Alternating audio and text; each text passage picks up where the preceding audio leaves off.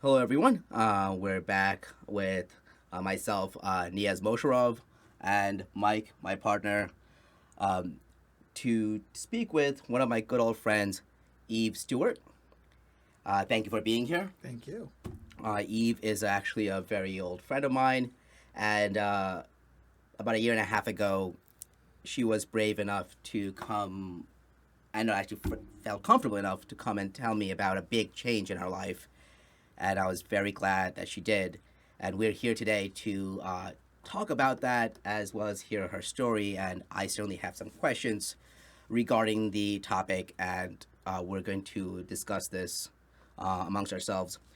I do want to go over a few expectations and ground rules before we begin. Um, I want to first and foremost say that this is a touchy topic. It's controversial in multiple levels, and people have their opinions about it. And I want to state unequivocally that I'm a friend, I'm an ally, I support anyone, any adult making a decision to transition if it will make them happy, and long as it does not harm themselves or harm others, I'm all for it. I want to make it clear that my questions and our questions here are just questions. We are two curious idiots that want to learn more. We're on a quest to learn more, and there are things that we don't know, and we understand that. And I don't think, just as I don't think that I nor Mike speak for all heterosexual males or represent them, I understand, Eve, that you do not represent the entirety of the transgender community. I'm here to hear about your story, Hmm. your opinions on the matters, and I want you to feel comfortable.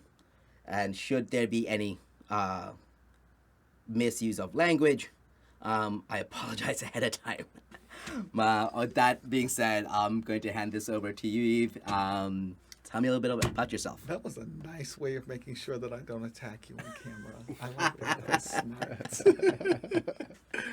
Hello, friends. My name is Eve Stewart. Let's see, a little about myself is I'm a grad student, City College of New York, English literature, and looking to pursue continue my education with a second master's, fingers crossed, next semester, and then become a PhD student after that. Prior to entering school at a very advanced age, I was in marketing for 20 years. Um, like when you say my story, how far back do you want me to go? Well, tell me about tell me about your upbringing. I guess you and I met when you were in your mid 40s, I Yes. believe. Hmm. Yeah, and we were in college. I went back to college late myself, but Went much later. you went much later. So yeah, just tell me what you want to tell you, what you want to share with Let's say everyone else, with the I audience. am a native New Yorker. I am now 51 years old. Excuse me. Entering community college at 42. Criminal justice degree. Got a criminal justice degree before starting a city college as an English literature major with an English literature major. Let's see. Live in Harlem. Been in Harlem now about 12 years. Love it to death. Very fortunate to live in such a rich area with so much history, and the Harlem Renaissance is actually my particular area of study. Let's see. You gotta give me something more. I got a question of my own. Sure. Sure. Through your time, I mean, I'm a native New Yorker too, and Hmm. times were somewhat rough even for a ethnic person of my standards. I'm Hmm. a short, Asian, skinny kid who grew up in the Lower East Skinny. Side, Right. and my friends who were unfortunately a bigger guy would get their jackets robbed left and right on their way to school, which Hmm. is unfortunate, especially in the winter time, because the winters back then were brutal. Brutal. Hmm. So, with much things happening, did you have a lot of support with family and friends throughout your life? I'm fortunate that, yes, I am a native New Yorker, but I did not grow up in New York City. I Okay. grew up in Mount Vernon, New York, Okay. which is very different than in the 80s than it is, today. So I'm basically suburban, living in the city. Um, I'm fully aware, obviously, of what was going on, especially years ago with the amount of robberies that was going on, kids robbing kids. I'm very fortunate that wasn't part of my experience. I started hanging out in the city when I was about 16, so I was talking about the mid 80s. So like I said, I'm aware of all things like that, but I had a very different experience growing up in the mid 80s. Cool. Would you mind just turning a little bit? This Yep, way? perfect. Okay. Yeah, that looks. Yep, great. Mm-hmm. Okay, awesome. So it's interesting that I've asked you to describe yourself, and one of the main things that we're here to talk about, you did not mention. Because So I'm like, give me you describe yourself. I'm 51 years old. There's a lot of history there. So Perfect. give me something more specific. So You you want to me- talk about the transition? yeah. So I mean, first and foremost, you mentioned that you're a grad student. You've started college late, Mm-hmm. and you've recently decided to transition. Mm-hmm. I would love to hear your story about that and what Perfect. where it. Needless to say, it's a bit late in your life that you decided to do this, Mm-hmm. which is brave in itself. So I just want to hear your thought process behind making this decision and doing this at this age. All of it. No So, problem. But another reason why I talked around that mhm. is because that's not all that I am. Of course. I'm just another person, who goes to school, who lives in New York, blah blah blah blah blah. And I wanted to make sure that you and your audience were aware. That's it. So yes, I am a transgender woman. My pronouns are she and her. I began my transition September 20th of 2019. It came very out the blue. Little bit that happened before that is, so February of 19. I discovered the cross-dressing sexual fetish, specifically lingerie, and it snowballed very quickly, from just like buying a couple of pieces at a adult store to my opening up a charge account with Victoria's Secret. Um, I'm sorry, opening up a what account? a charge account, What is that? credit card. Oh, okay. At I see, I'm a little bit older. At Victoria's Secret, and during this time, I created an Instagram page, and I went the whole route. Stockings, heels, no wigs because I don't really care for that, but and still don't. But I was having fun, and till September 19th, until September 20th. Well, September 19th, I identified as a cisgender gay male. I was very comfortable with that. I'd been that for 50 years exactly at that point. And then September 20th, I was walking down a street in Harlem and I saw a dress in the window. And I looked at the dress and kept on walking, and something made me turn around. And I walked into the store. I told the gentleman that the dress was for me. Which size would he think? He told me the size. I bought the dress. I think I probably went to Victoria's Secret afterwards. It's an addiction of mine. And came home, put the dress on, and I twirled. And I'm looking in the mirror, and I went, "Can we curse in this?" Yes. I, twirled. I looked at myself at the I mirror. called Ted Cruz a cunt a couple of weeks ago. Thank you. Thanks for sharing. And went, "What the fuck? Like, this isn't sexy." It was just. This is sexy? This is not sexy. It's not sexy, This okay. is just a dress. I was like, "Why is this making me happy?" And a light bulb went on in my head. It was like, "Oh, this explains so much." Part of what we do as a society is little boys. We tell little boys you wear blue and you play with trucks. We tell little girls you wear pink and you play with dolls. But when that little boy reaches for the dress, we tell him no. And we don't say no like, oh no, you can't go outside. It's more like, no, there's something wrong with you. And you can't have that. But there's no explanation of why. And all this obviously came much later that I was able to piece all this together. But that's incredibly damaging to a child. And it certainly was damaging to this child. Did you reach for a dress ever when you were a child? And No, but I never liked boy things. What are stereotypically societal male things? Never, including women. You know, like tomorrow's the Super Bowl. I could not care less. I do not watch the Super Bowl. I care nothing about sports. Just the basic things that boys are quote unquote supposed to like, never cared for. But I just did things anyway. Well, to the best of my ability. I mean, I can't throw a football to save my life.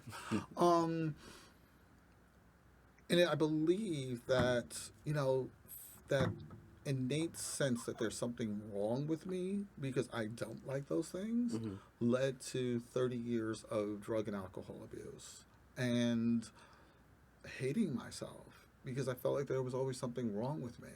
I never thought I was transgender. I also realized that this would probably explain why I was so transphobic for so many years. so you yourself was transphobic. Absolutely. You and I have known each other for years.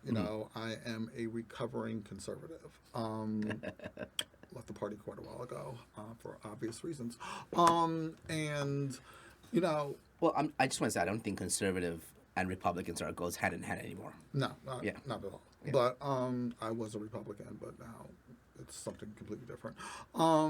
But, I think a lot of people are conservative because they're hiding so many different things, even from themselves, much less for the rest of the world. And it's a lot of self-hate.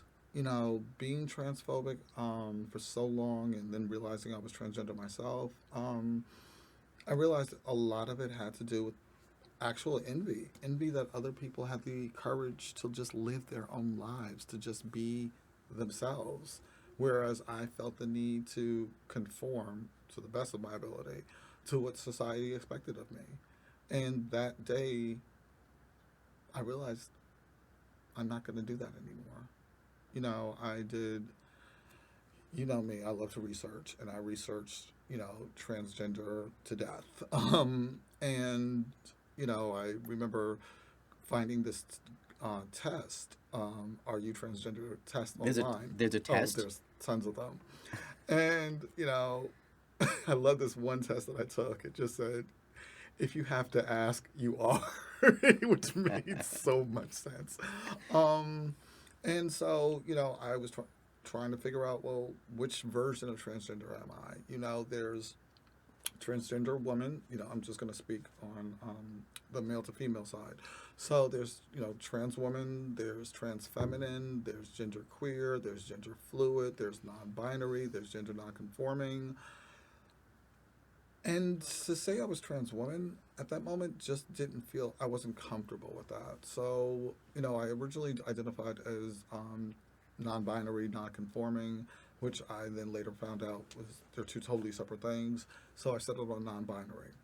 About 3 weeks after the dress incident, I FaceTimed with my parents and let them know what's going on with me. And I found a meetup group of cross-dressers and trans women, and I went to a function. They have dressing rooms at this space, and I'd gone shopping prior to this. Went to MAC because I knew nothing about makeup. So I went to MAC where I bought stuff and they showed me how to use it. I bought a wig off Amazon. I went to H&M and found a really great dress. As well as, I had shoes already because that's how she rolls. But So, I went and I was so comfortable. Okay. I was just incredibly, incredibly comfortable with these women. Um, and I was playing around with different names at the time. My first name was Claire. That lasted about 2 seconds because we all love Claire Huxtable, but that's just not a sexual name. Just no one's gonna scream out Claire. I then went to Kelly for a little bit.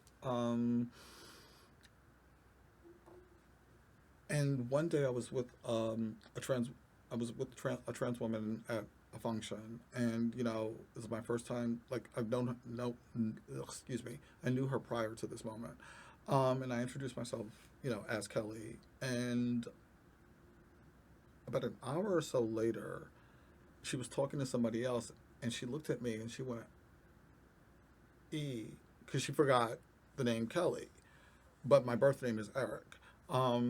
And so she looked at me and she just went, E. And I looked at her, I said, Eve. And she said, no, I said E. I said, no, but I'm saying Eve. I was like, oh my God, that's my name. That's my name. And, so I don't care. My birth name is Eric Michael Stewart. And I've been called EMS for like 20, 30 years. That is my nickname. And the idea of having to change my initials didn't really sit well with me. And having Eve, problem solved. I get to keep my initials. And so by that December, I came out publicly as Eve, which means I changed my name on Facebook. And I got wonderful, wonderful, warm reception from majority of the people that I know. I lost some friends through this. You lost some friends. Mm-hmm. Tell me about that. Everyone isn't meant to walk with you for the rest of your life. We're all going to go through various stages in our lives where some people just don't want to walk that journey with us. And people were comfortable with me as, the person that they knew. And they were not comfortable with me, evolving into someone different. And I will admit, quite different than the person that they know. And so they, fell off. No one was ever nasty to me or anything like that. Okay. But, there were a couple of people that just weren't able to continue this with me. And that's fine. We all have to do what we have to do for ourselves. And I respect that. I have no animosity towards anybody, I wish everybody well. And that's that. So, so after I came out, COVID hit. How did that affect your journey or expectations of your journey? That affected me so much. The lockdown affected everyone. As a single person who lives alone, which maybe I probably should have said that on camera, but it's very isolating. It's very lonely. When you are a recovering addict, isolation is not your friend. When you are just a person, period, who is starting this whole brand new journey in their lives, and you need community, and not having access to that community, it hurt. It hurt a lot. Was social media or online communities in any way helpful or accessible? Definitely helpful, definitely accessible, but not really what. Look, we're social beings. We're used to being around each other in a space, and just a voice on the phone or watching YouTube videos. And Lord knows I've watched so many YouTube videos in the past year. I never watched YouTube the way that I've watching it now. That's how I was able to censor myself and not let myself become overwhelmed by the pandemic. And I just kept it moving. Makeup and I are not on the best terms. I have very poor skills with makeup. I do the best that I can. I'm thankful to have really phenomenal skin. Yes, I will say phenomenal. So I don't need to do the whole shebang. And I had to learn how to become comfortable with this look. I'm 6 foot tall. I wear a size 12 in men's, 13 in women's. I'm not going to ever pass as a female, as a cisgender female. And I didn't realize I was comfortable with that. I don't need to pass. I don't need. This isn't about me wanting to be a different person. This is about me just being myself and not having to hide this person. I've been on hormone therapy for a little over a year now, so what you see is actually real. And it's made me so much more comfortable with my body. I've always had body image issues, but I have to admit, once I got on HRT, those started to drift away. What's HRT? Hormone replacement therapy. Those started to drift. That started to drift away. I mean, 18 months ago, me in a tight sweater like this would never have happened. But I love it. I love this sweater. I've got two more. In different colors. It's very comfortable. I always wore my clothes very loose, and no, I'm very comfortable with what I look like. Am I what someone would refer to as a typical trans woman, which means that, I've got the hair and a lot of makeup and all these other things that, our society is ingrained in our society's heads? No. Will I do it? No. I'm very happy with who I am today. I don't need to add on things in order to fit society's view of what I'm supposed to look like. I look like the way I want to look like, the way I'm supposed to look like in my own eyes. And I'm really comfortable with it. But in December, someone misgendered me. Someone referred to me as he. And I was like, why did you do that? Mm-hmm. And I had to ask myself, okay, why does this bother you? You're non-binary, so you could be he, she, they. It doesn't matter, right? Right. And I realized I'm not non-binary. That's why this is bothering me. I don't like it when people call me sir. I don't like it when people call me man. I don't like it when people call me bro. I just like being called Eve. Just leave it there. And so, but I was like, wait, I thought that, once you identify as transgender, that was sort of it. But again, YouTube is our friend. And I, found this wonderful, wonderful trans woman on YouTube who explained that, yes, even that is a transition. It's okay to go from one term to a different one.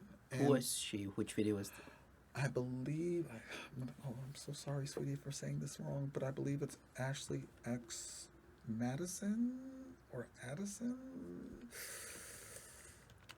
Is it actually Madison that's that website where people it's like a hookup or meeting site? I don't know that. Okay. Ashley X Madison. But I know Mike, it's you wanna look definitely that up for Ashley X. Okay. And it's definitely Ashley X. And so, that's when I began to identify as a trans woman. And the response, as I told some of my friends, I came to this realization, I love that they was like, oh, we didn't know that you weren't. Like, that's how we've always seen right. you. And it just made me happier as a person. Yeah, that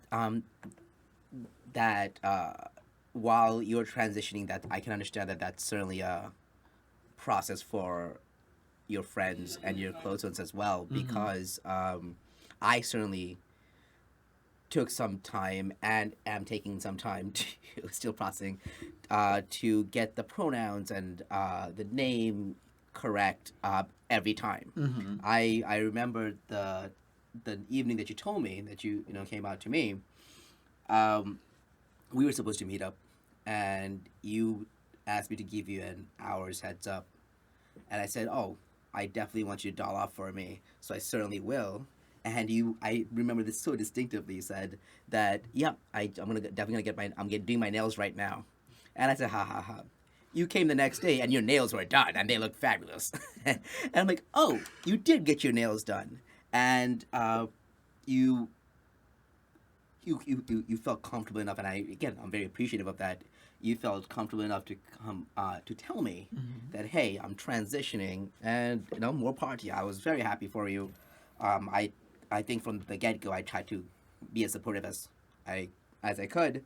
But I remember that there were like the way I just speak is always dude this, man this, and when I say it, it's completely genderless. I call my female friends dudes all the time. It's just the way I speak. And then one time it dawned on me like, hey, is Eve still okay with this? And I sent you I asked you over the phone, I believe, and I've asked you that, hey, is that okay? Because I call you bro all the time. I do it all the time. I don't want to be offensive or insensitive. And you're like, yeah, that's totally fine. No worries. And then a few days later, you sent me a text saying that, hey, this is, I changed my mind. And I was completely respectful of that. It still takes me some time when I end up, hanging up the phone and I say, all right, man. And I hope, you understand that's completely, innocent. I'm not, I'm not thinking of anyone's gender when I say that. But yeah, you're absolutely right. It's as you're transitioning, it's a process. And it's a process for people who are in this journey with you. With me, yes. Yeah, exactly. I definitely am aware that I am not living in a bubble, that my transition is friends and family's transition. Just last week, not this week that just passed, but the week prior to it, I finally got my name legally changed. Oh, congrats. Thank you. Thank you. And so now I'm in the process of getting everything switched over to Eve, which is a lot more work than you could possibly just think of off the top of your head. And yeah, like the only people I allow to call me by my birth name are my parents. It's been almost a year and a half now, since this started. I gave people one full year, 2020, get it out your systems, because it is different. It's new. It's something really, really different. It's especially the person that I was. It was completely unexpected by family, friends, and most of all by myself. But, as 2020 came to a close, I realized either you're okay with it or, and get on board or step back. And so that's where I'm at today. Yeah, I completely agree on that. I mean, in cases of what seems to be happening is that normally you'll have people who agree, support, and respect the fact of the change and actually make the actual transition to actually, address you correctly and everything else out of pure respect. And if they can't do that, I guess they just have to fall along the lines of falling far from the circle. Yeah, like some people, they spent 2020 calling me E, and yes, you did. And I got that because it is a transition for other people as well, and I can respect that. But as the December hit, and I was like, okay, why are you still calling me E? I was like, are you holding on to something? And one person told me flat out, yes, actually I am. And I said, well, that doesn't work for me anymore. And if we have to go our separate ways, then, because you're not able to keep this up with me, I respect you, but I got to respect me more. And so we did. We had to go our separate ways, and it's okay. I just want to take a quick second because Mike did pull up. I think it's Adamson, right? Is that Yes, Ashley Adamson. Yeah, right. God, I messed that up really bad. Good. Yeah. So tell me a little bit about this. Actually, Addison, Adamson, sorry, sweetheart, I keep messing up your name. I'm reading it. Has been phenomenal for me over the past few months. Once I started wondering about the whole trans woman, non-binary versus trans woman, I literally Googled it, inside YouTube, and she came up. And I love her because she actually responds to posts, and she is just, there's one of those videos in there that just helped me a great deal, as far as like being able to understand that even within the transgender gender identity, that one is still able to transition, that, nothing is static, that literally nothing is static. Well, no, I mean, like, listen, you never know where you find the help that you need, and I'm glad that you found it somewhere. Even in the time of, during the pandemic, and I can understand how that can be lonely, especially when you're taking this new step and opening, jumping into this new chapter in your life. The support is necessary, Definitely. and I'm glad you found it somewhere. Um, as you told me your story about your past, I have a few questions, and you touched on a couple of topics that I will circle back with you Okay. about because I was going to ask you about them anyway. Um, First, I just want to make sure that I understand clearly. When you were young, did you feel that you were, did you have tendencies or did you have desires um, that you felt, in the last year and a half when you wanted to do things that were um, socially categorized as a female or for females? You mentioned earlier, but they give an example about wanting a dress and as a child, but them taking that, your parents taking that away and giving you a truck instead. So growing up as a child, or especially in your formative years, as a child, through adolescence, through your teen years, did you have those feelings? Did you feel that you were a different gender than you Yes. were? Definitely. It's the wanting the dress never really that I'm just giving a euphemism as Right, about right. that. But I certainly was obsessed with pink. Pink is totally my favorite color. Um, you know, when I was talking about not doing the things that boys do, Mm-hmm. I was, and it's so funny. Like A, getting sober, and then B, this happening, that a lot of different memories start coming back to you. Mm-hmm. Um, I always felt like I was a girl. Because I always, when I looked in the mirror, I was like, oh, you would look so much better if, with breasts. You would be things, oh, well, what if you make your face like this? And, just more feminine things. I was 7 years old and Gloria Gaynor's I Will Survive came out. And I completely related to it. 7 years old. I was like, oh yeah, she's right.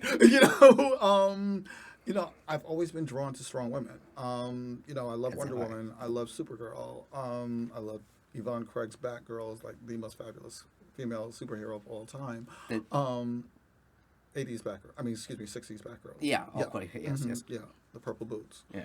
Um, you know, I've always saw myself in women or saw my women in myself. Huh, I interesting. was never attracted to like, oh, I want to be like the guys on Dukes of Hazzard.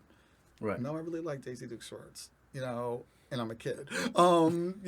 Which says a lot about my childhood. But I just always saw the female perspective. Okay. I always, took the woman's side. Growing up, who were my friends? Women. And, which is pretty standard, for a gay kid. But I see now that there was a lot more to it. Okay. Would you, if it's okay to discuss, I know ever since I knew you Mm-hmm. or met you, you were a gay man. Mm-hmm. Do you think that your desires or tendencies to like female things, do you think that was more leading you towards you becoming a gay man, or do you think that it was leading you ultimately to become because you're a transgender person inside? Definitely transgender. Because, like, as during my life of being a gay man, identifying as a gay man, I never wanted to be that gay guy. I did not go shopping with my female friends. I do not ask me, does this make you look fat? Because I will tell you. I was just, I never wanted to be, there was just so much internalized homophobia as well as transphobia. I just never wanted anyone to think of me as being that gay. So no, to answer your question, it would definitely be towards leading me to I being trans versus being gay. yeah, you were never a very flamboyant gay man. That was never your thing. So But you know what? Let me touch on that yeah, for a second. sure. I wasn't because yes, I had the ability to wear masks. I had so many masks on my face, I didn't even know they were there. You know, there are two of you right here. I was more than capable of being a completely different person for each one of you, and the two of you would never meet, so you could never compare notes. I was a different person in school versus work, and depending on what type of work I was, with my family, with this friend, that friend, that friend, I was always wanting to be something else.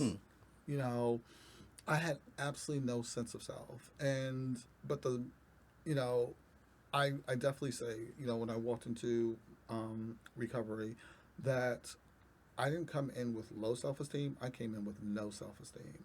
I was very conscious and aware and proud of my accomplishments, what I could do, my academic career, my professional career. I'm not gonna lie, but I was the shit. But as far as myself was concerned, I always thought I just was shit. That and I could never understand why. And I'm just using you as an example. You know why you wouldn't fall in love with me until this happened because you didn't know who the hell I was to fall in love with. You just weren't falling in love with the representative that I was presented you, and it just made so many things clear. Wow. Yeah, that's fascinating. No, it's I can appreciate the sentiment of not feeling oneself, and I'm really happy for you that Thank you you. finally do feel like yourself. And FYI, I was in love with you, either way, you know, before and after. So you know. It's the Um, boobs. I know it's the boobs. It's always the boobs.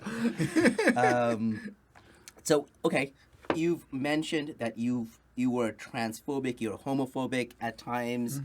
How does that work? I maybe shed some light on being a gay man and still having some level of homophobia or transphobia.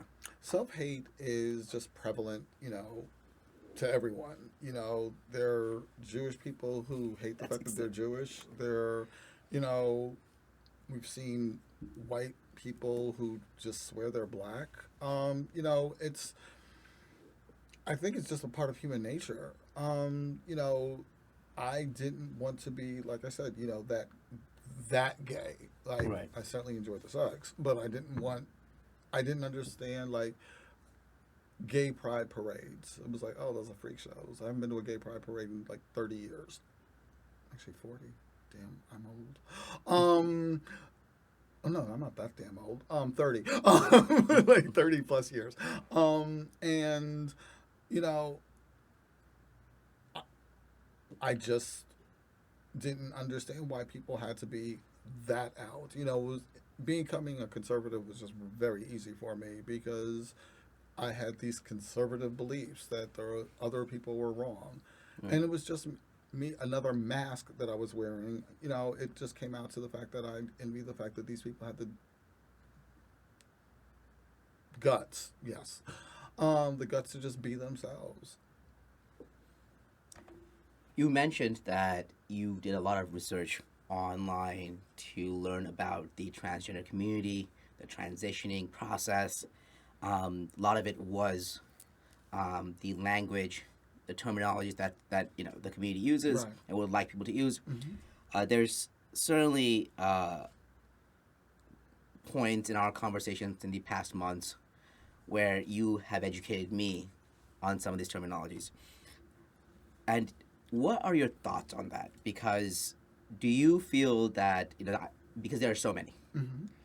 Um, what are your thoughts on the myriad of terminologies that have been created for this community and are continuously being added to as you progress? It's about nothing. Like I mentioned before, nothing is static, right? People are discovering themselves at different points in their lives. And people are discovering what works for them and what doesn't. So when I have corrected you, on, even the name situation.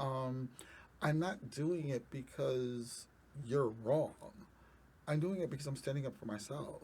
That, this is who I am. And yes, I understand, like if I'm at a store and the sales clerk refers to me as sir, I know what I look like. I'm not blind. I admire her a great deal, but I don't look anything like Gabrielle Union. You're not going to mistake me for Gabrielle Union or for Kelly Rowland. I get that 100%. And this is a split second interaction. So you're just doing your job. You are not looking for a lesson on gender identity. Right. I get that. But if it's someone that I'm interacting with on a regular basis, well, yes, now I have to correct you because I understand what it is your eyes are telling you, but I need you to look a little bit deeper and see the actual person, Right. Not just the form. And you're talking about this generally, of course. Generally, right? yes. So, it's please, I am not attacking you. No, I just want to clarify that for the audience. Yes, let's clarify that for the audience. Yeah. Yes. I am not attacking me as a little bit, but because I'm just that evil. But it's about just standing up for myself. And yes, language is always changing. Yeah. What was it last year that Merriam-Webster, used they Yeah. for singular, and it was like, oh, well, I guess it's they is singular. It's been plural for all these years, but now, it's used differently. Language is always evolving because humanity is always evolving. So, yes, people are going to identify themselves in a myriad of different ways. And we just have to respect that individual's choices. Absolutely. And I completely agree with that. I think one thing that you and I had, we were discussing the transgender athletes. I think I was asking you about what topics are you comfortable discussing on this podcast, and I brought up transgender athletes, and I said that it was a transgender female. I said it was what I think I said is like as a man who transitioned to a female and a biological female. And you corrected me. See, I remember distinctly. It's like you have to get your pronouns correct. It's a transgender female and a cisgender person. I felt that half of that makes complete sense. That if a person wants to refer to themselves as transgender female, people should absolutely respect that. That's who they are. No problem. But why would someone who is a biological female or biological male now have to call themselves cisgender? So that was my question, because if one person is like, hey, I'm a transgender male or a transgender female, that's what I want you to refer to me as. Vice versa, shouldn't the same courtesy be given to someone who refers to themselves as biological male or female and not have to call themselves cisgender? Well, I don't believe during that conversation you said biological female. I did. That's what you... Can I? Yeah, of course. Would it be all right? Yes. You sure? Okay. Well, let me think. So, yeah. I'm going to be really honest and tell you that I do not remember that conversation verbatim. Okay. So, I'm going to assume...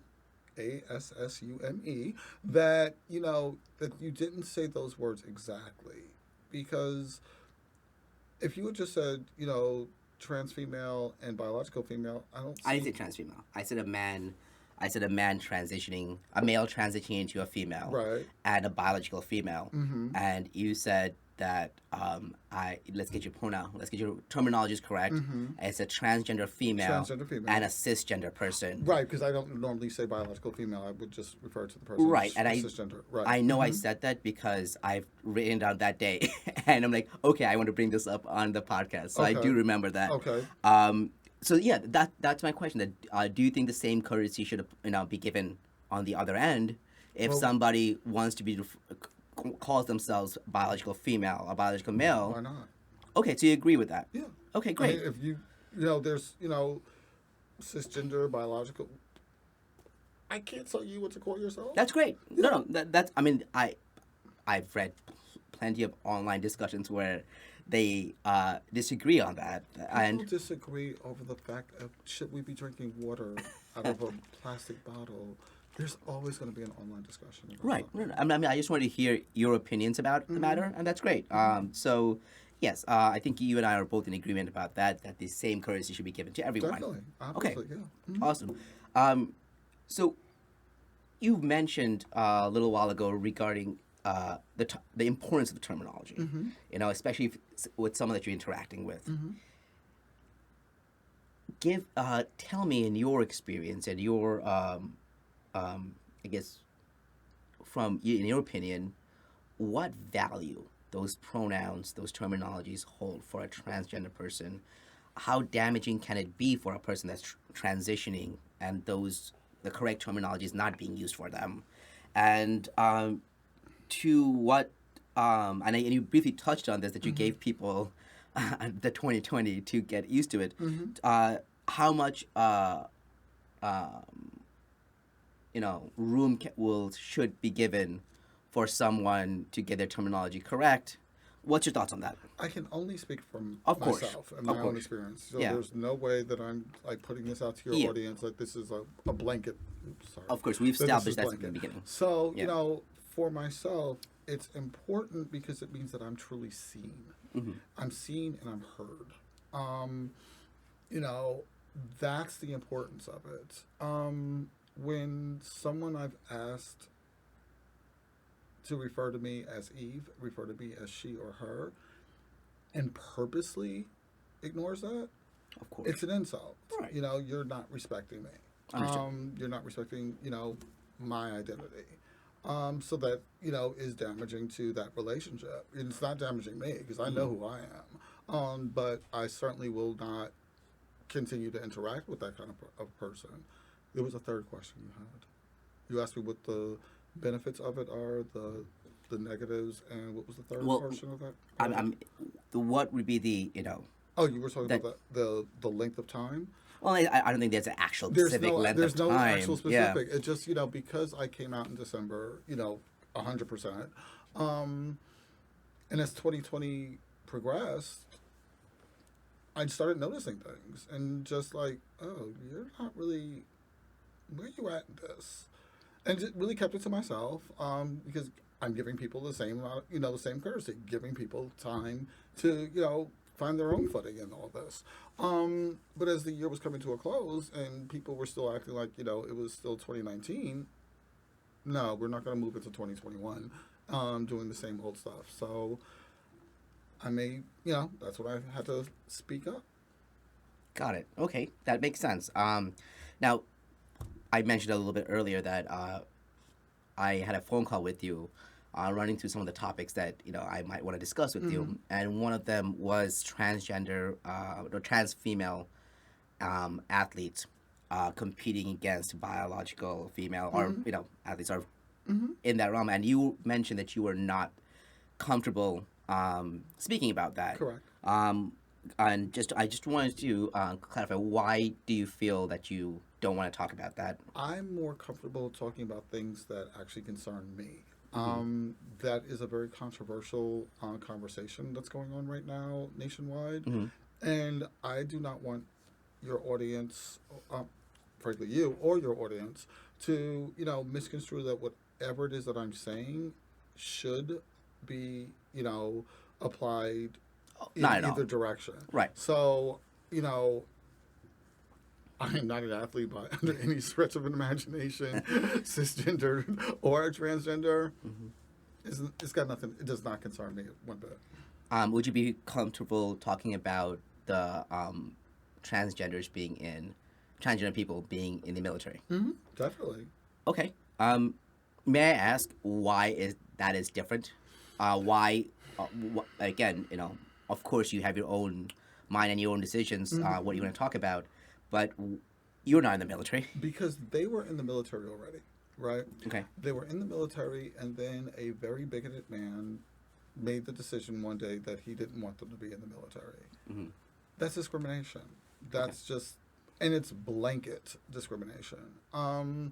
And it affected so many people's lives. So many people were dishonorably discharged from the military, loss of benefits, and these are people who had the courage to actually go into recruiting office and say, "I want to serve this country," Right. versus this person who, got out of military duty claiming bone spurs. You Yeah. don't. If you've never sat in their seat, you have nothing to talk about. So that's why, you know, whatever somebody wants to do for themselves is their personal choice. And we need to be able to have our own personal choices. And just banning someone because you don't think it's okay when you know nothing about them is just, it's rude, it's stupid, it's small minded, and it's discrimination. I agree with you. And that brings me to, I guess, another question. It is a personal choice. It is for personal freedom. How much involvement should the government have in this matter, and to what extent should there be legislation written When you about say this? this matters, be a little more specific, please. Um, about transgenders. Well, this is many transgender people feel like this is a civil rights matter. Correct? That which part? The military? All military or transgender rights. Mm-hmm. It is clearly becoming a civil rights issue Mm-hmm. almost. On in today's political climate. Mm-hmm. Do you feel that the government should be involved in any way to write legislation about this, or have a say if they should be in the military or not? Yes, because our country requires things to be written down for it. Okay. Um, what we're talking about is equality. Hmm. As a trans woman, I should not be discriminated against, for housing or employment Of course. or health benefits or if I was 25 years younger, if I wanted to join the military, then, being able to join the military. It's all about equality. And whenever you're talking about equality, it's a civil right. Hmm. And yes, with the rampant amount of bigots that's in this country, yes, things need to be codified in order for people to be able to exercise basic rights.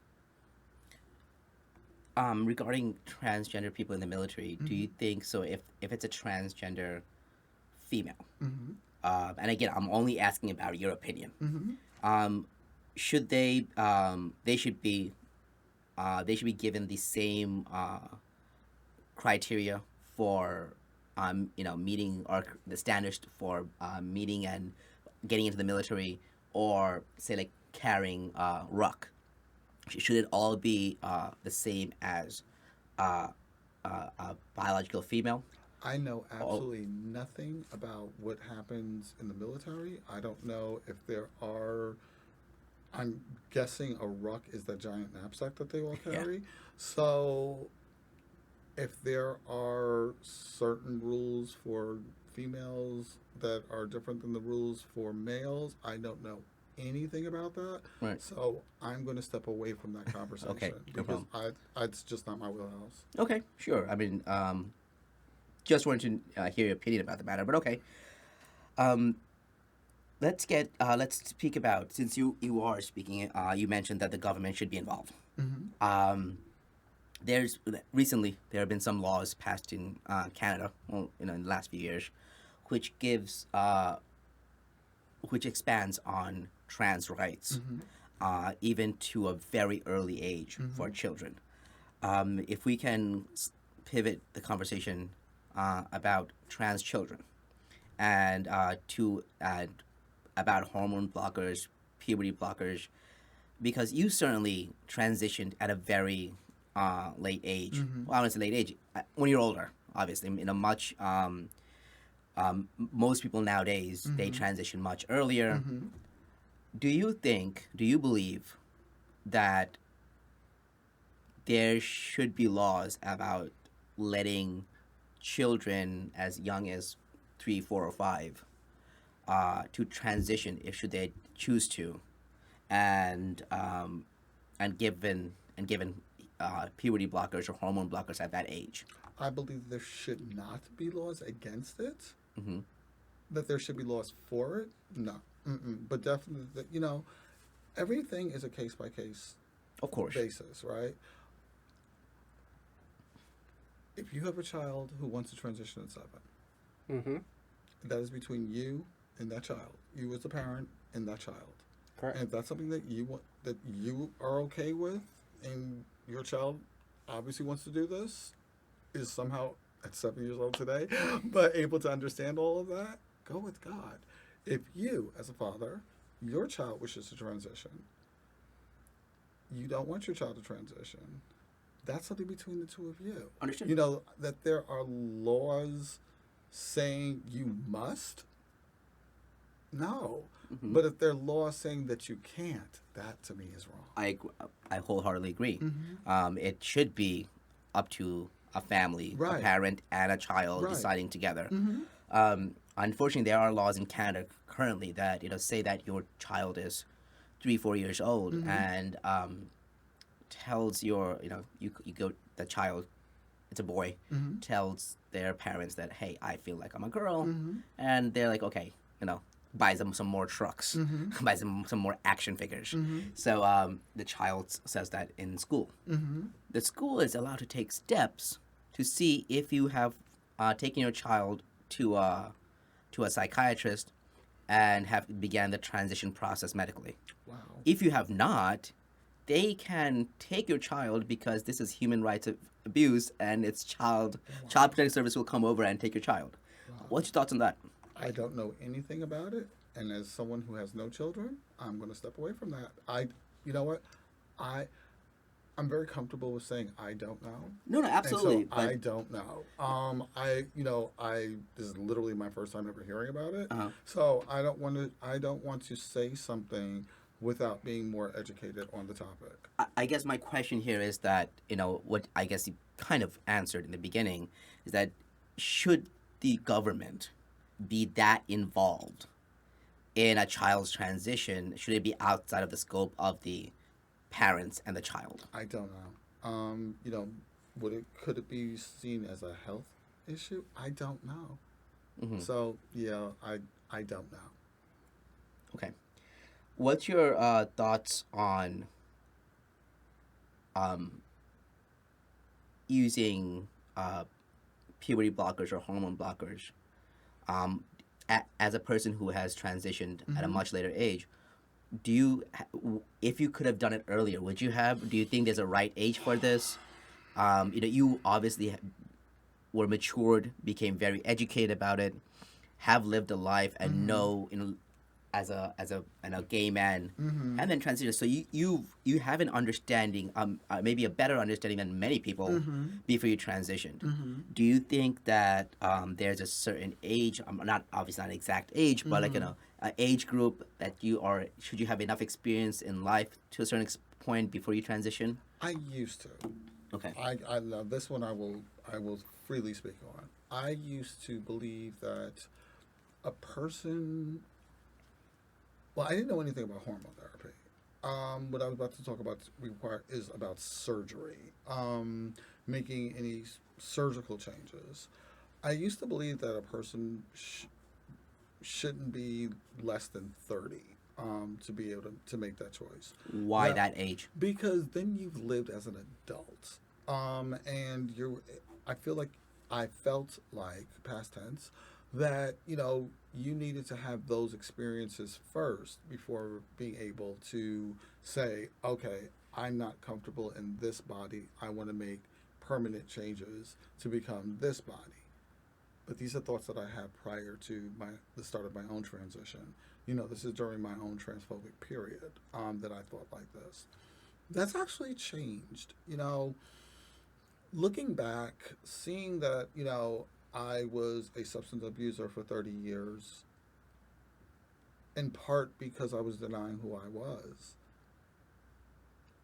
I see it now as a case by case basis. If your 15, 16-year-old child wants to begin to medically and then eventually surgically transition, then that's up to them.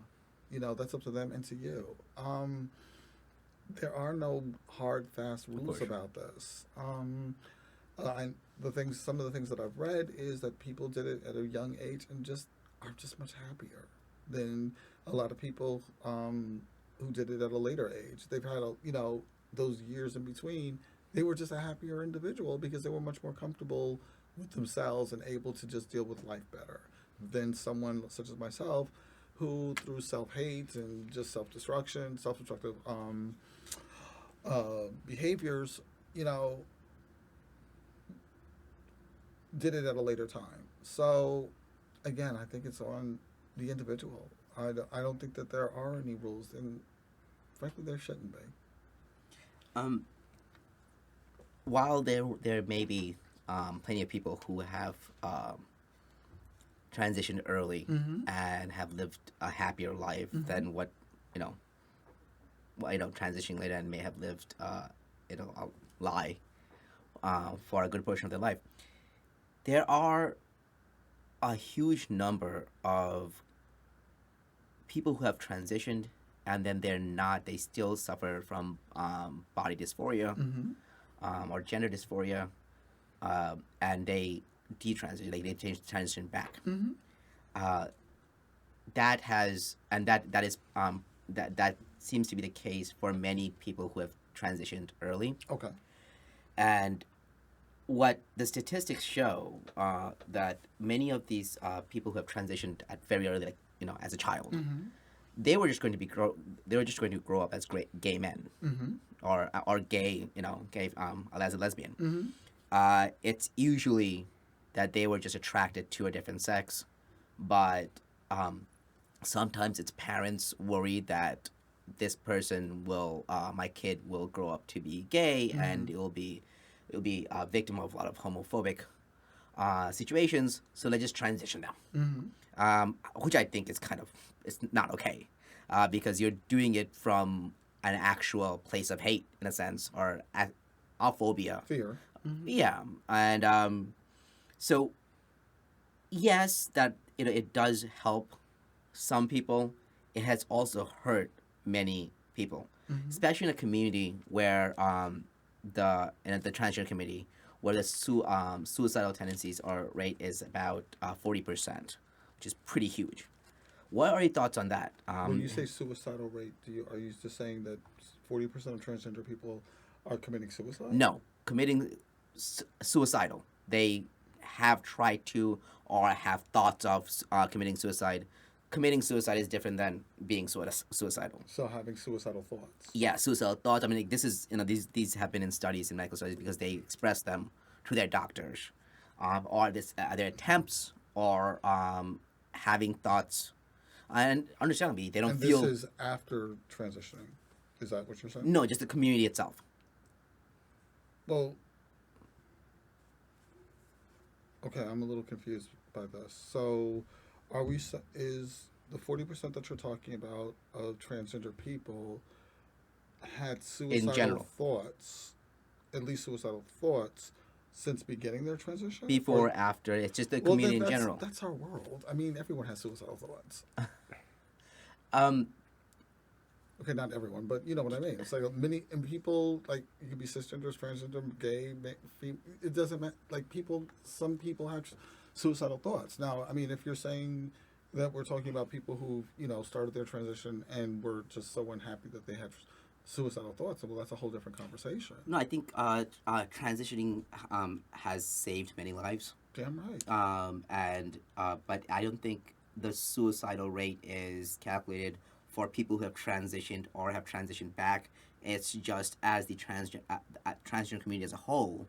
But there is no transgender community as a whole. There's so many different. There's so many different facets.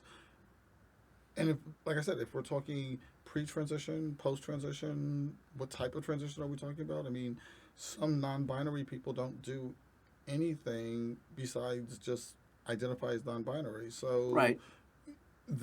I'm sorry. That's just way too vague for me to be able to answer Well, anything. it's not something that okay. I mean, I understand it's vague for you to answer, but it's not.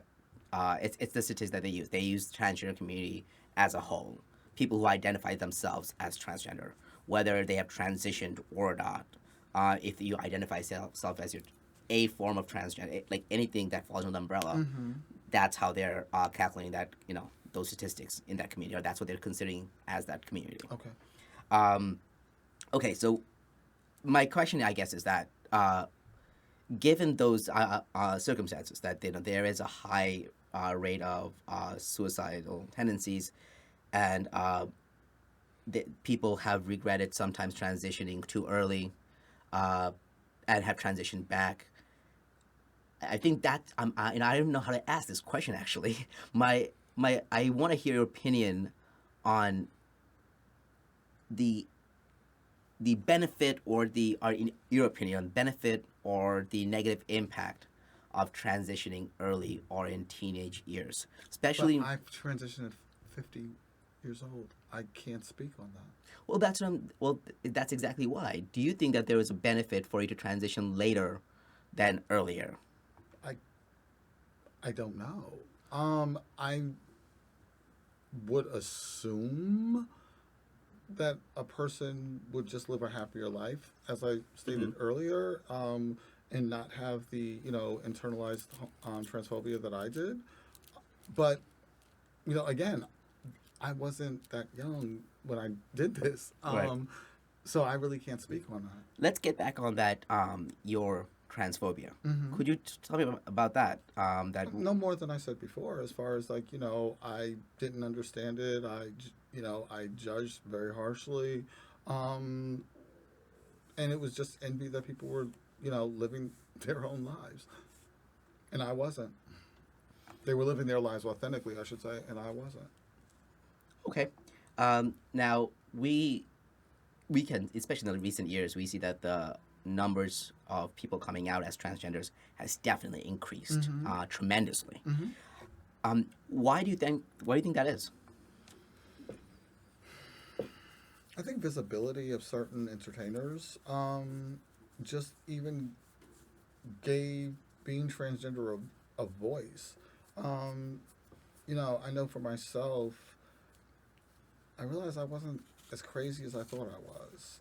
Because I'm like, why is it, as a guy, I'm looking in the mirror and I'm like, oh, I wish I had boobs. That's not kind of well, supposedly normal for most males to do. But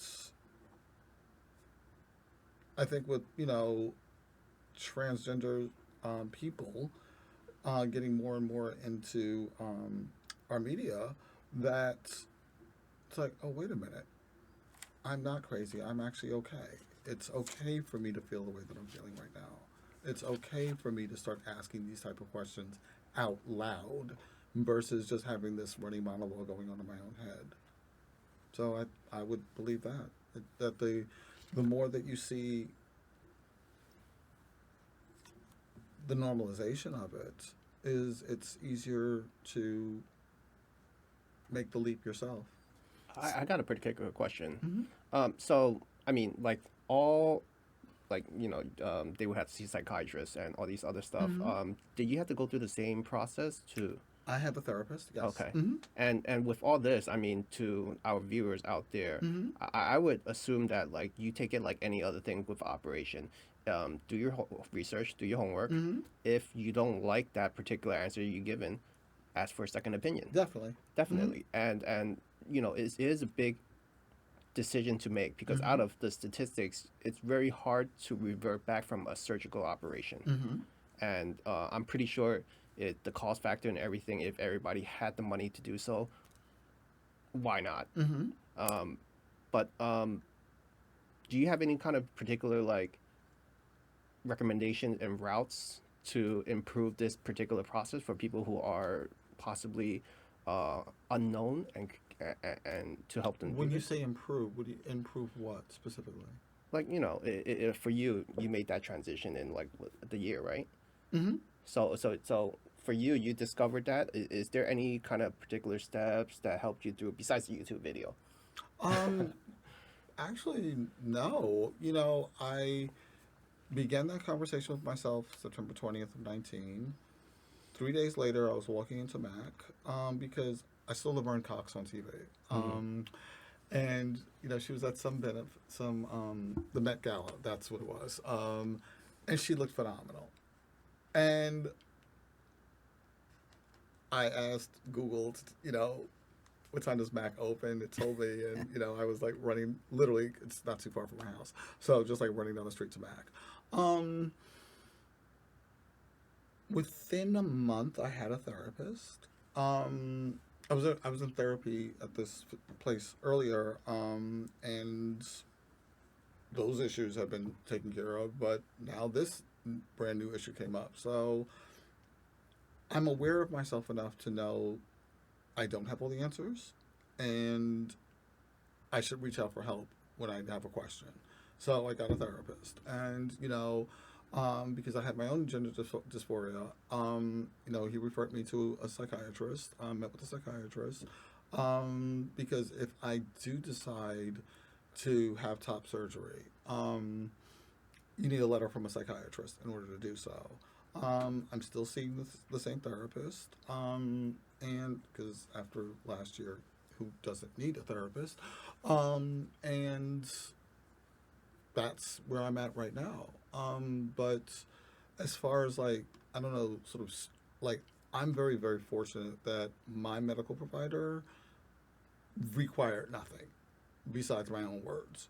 I'm very, very fortunate to have a provider who is so supportive. And when it came to my hormone therapy, when she had questions, she reached out to find out answers.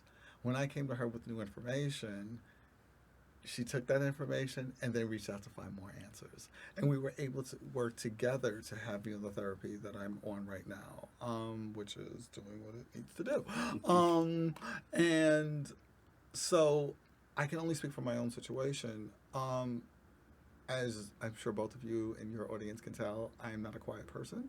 I am very comfortable using my voice, and I speak out, but unfortunately, a lot of people aren't. But that's something that I would believe that a person needs to find their voice and speak up for themselves. You've touched on a couple Did that important. answer your question? For the most part, Okay. yeah. Okay. You've touched on a couple of important things there, and that I definitely want to ask you about. Mm-hmm. First, let's just go quickly back to seeing Laverne Cox. Mm-hmm. And I remember, and I bring this up often. You remember Bernstein? You remember Professor Bernstein? Yes. One of the most amazing Of professors course. in my lifetime. And while taking his African American political thought Mm-hmm. class, there's something important that he said, and it stuck with me to this day. Mm-hmm. That why he felt so passionate about Barack Obama being president, or needing to be president, and what it meant for a young African American black child Mm-hmm. to see someone that looks like you up there Yeah. definitely makes a difference. Like, yes, it's possible. Mm-hmm. It almost reassures any ambition that you may have, Mm-hmm. or if you're questioning that if I'm enough, yes, you are, because you can see it up there. Right. It's good for a young person, for any person, to see someone that looks like you Right. to be up there. Mm-hmm. Did you have a similar feeling when you saw Laverne Cox up there? When I saw Laverne Cox that day, I was under the impression at that moment. I mean, she's just gorgeous, but I thought, okay, if I'm transgender, then that's what I have to do too. Hence my running down to the Mac store. Mac Cosmetics, not the Apple store. And buying the wig. And, just thinking that I, quote unquote, have to do it like she's doing it. Very early in my transition, I started working with a voice coach. And I am a cancer survivor, so I was dealing with cancer issues at that time, and I wasn't able to make the appointment. Plus, I wasn't doing the homework anyway. I'm not going to lie about that. And I realized, wait a minute, why am I changing my voice? Why? Yeah, I was going to this voice coach in order to sound more feminine. Hmm. Why am I changing my voice? I'm doing this to be myself.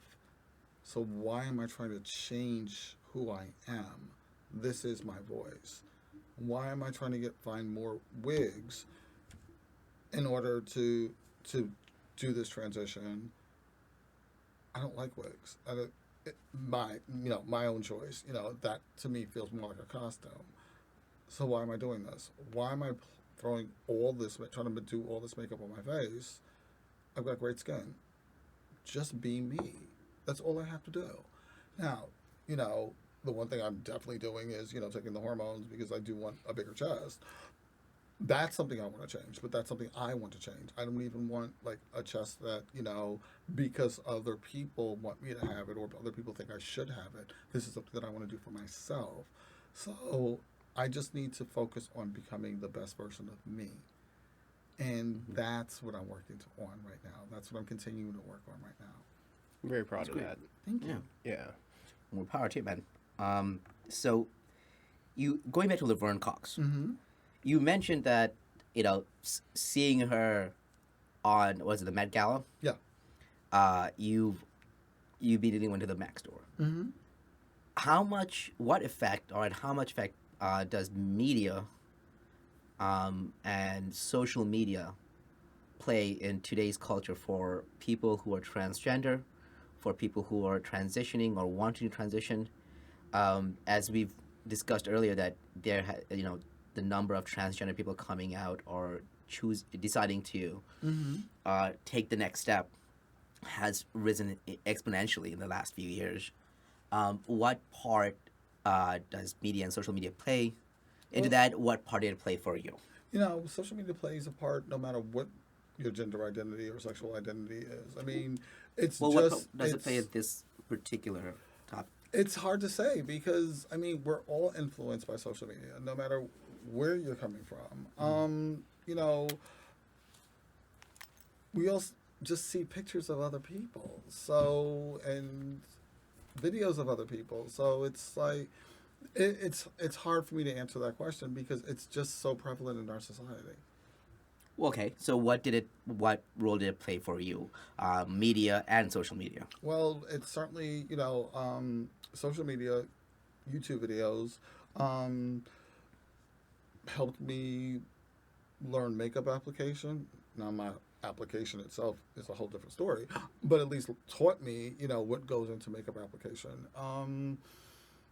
Social media showed me I'm not alone in all this. That there are other people who transition at a later time in life, because that was certainly a question. Like, am I too old for this? And part of why I jumped into things so quickly is, yeah, at 50 years old, I didn't have 5-10 years to sit around and think about it. It was like, well, if you're gonna do it, just go do it. You either like it or you don't. And I don't see, going back to that, using that word static, I don't see anything as static. So either if I like it for a year, don't, then change it. That's just how I am. So That's Um, interesting. but but as far as like saying, how much social media has influenced me, influence isn't the right word for me, because it didn't. I'm not like staring at it every day, oh, I want to be like this person, I want to be like that person, I want to be like this person. I don't use it like that. I use it to understand who, more of myself. But as far as it quote unquote influencing me, not so much. I use it as a tool, if that makes any sense. To what end?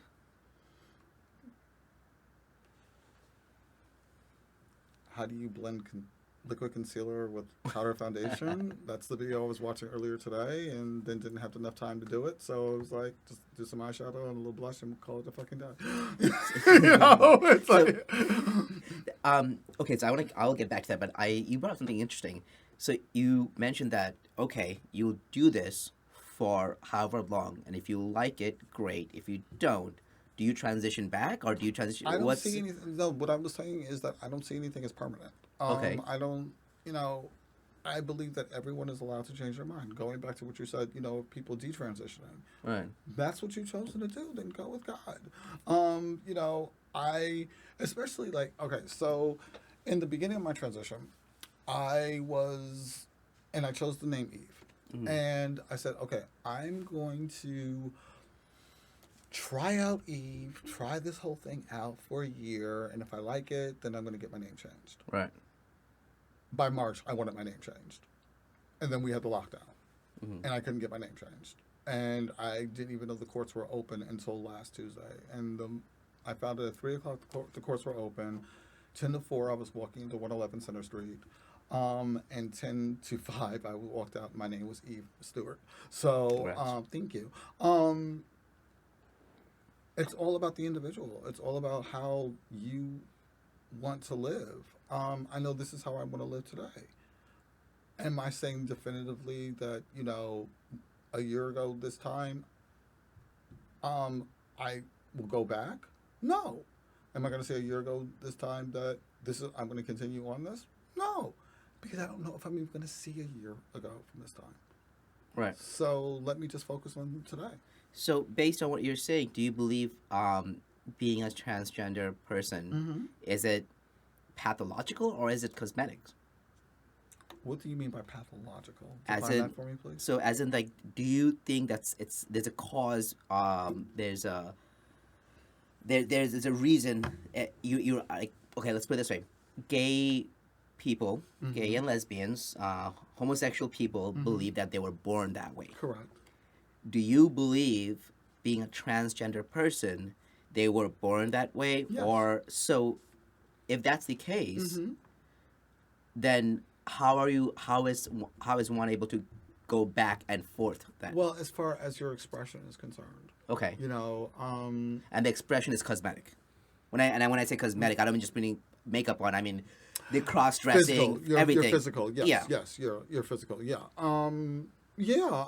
I think that people just have a choice to live however they choose to live. And maybe I was just incorrect when I said what I said, because I know that's, those are the words that I was saying a year, almost 18 months ago. What So, words? As far as like, maybe I may change tomorrow. Gotcha. You know what? Thank you, Nias. I was wrong. Oh, no, I am not here to prove you wrong. No, it's not Okay. about proving me wrong, No, but you just enlightened me that I misspoke when I said that. That I was speaking in the voice that I had back in 2019, and that Okay. isn't my voice today. Right. I thank you for everything you just asked, because yes, being transgender is something that is innate within me. And that's just all there is to it. Okay, Thank great. you. Yeah, I just wanted to clarify that because you also mentioned that your healthcare provider, it's pretty amazing that they don't ask many questions. If you want to do it, that you get to do it. May I, if it's not too personal, and you can choose not to answer this, may I ask if you have a government healthcare provider or is it a private? Both. You have both. Okay. So do you? I guess my question was that if you felt that this is innate, should the government pay for any kind of transitioning?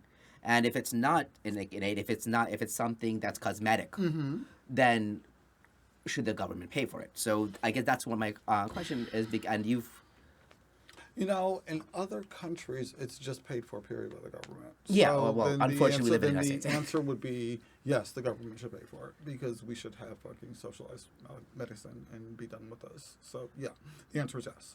okay. So the government should pay for any kind of transitioning process. The government should pay for a cisgender woman wants a boob job, then damn it, the government should pay for that one too.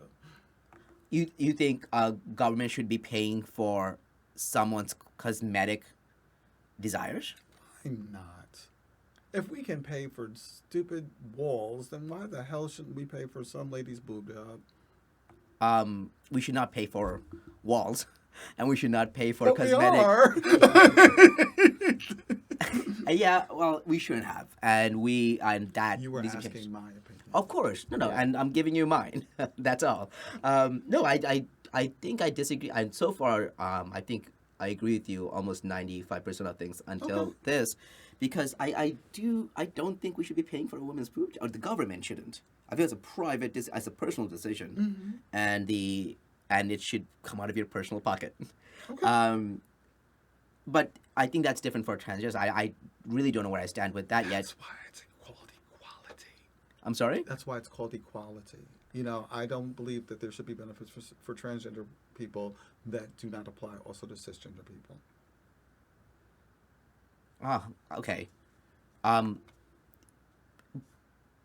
So do you think the transgender person getting or going through a transition or having surgery, do you equate that to cisgender woman getting a boob job? So we're talking about, you know, gender dysphoria versus body image dysphoria. Uh-huh. It's still dysphoria.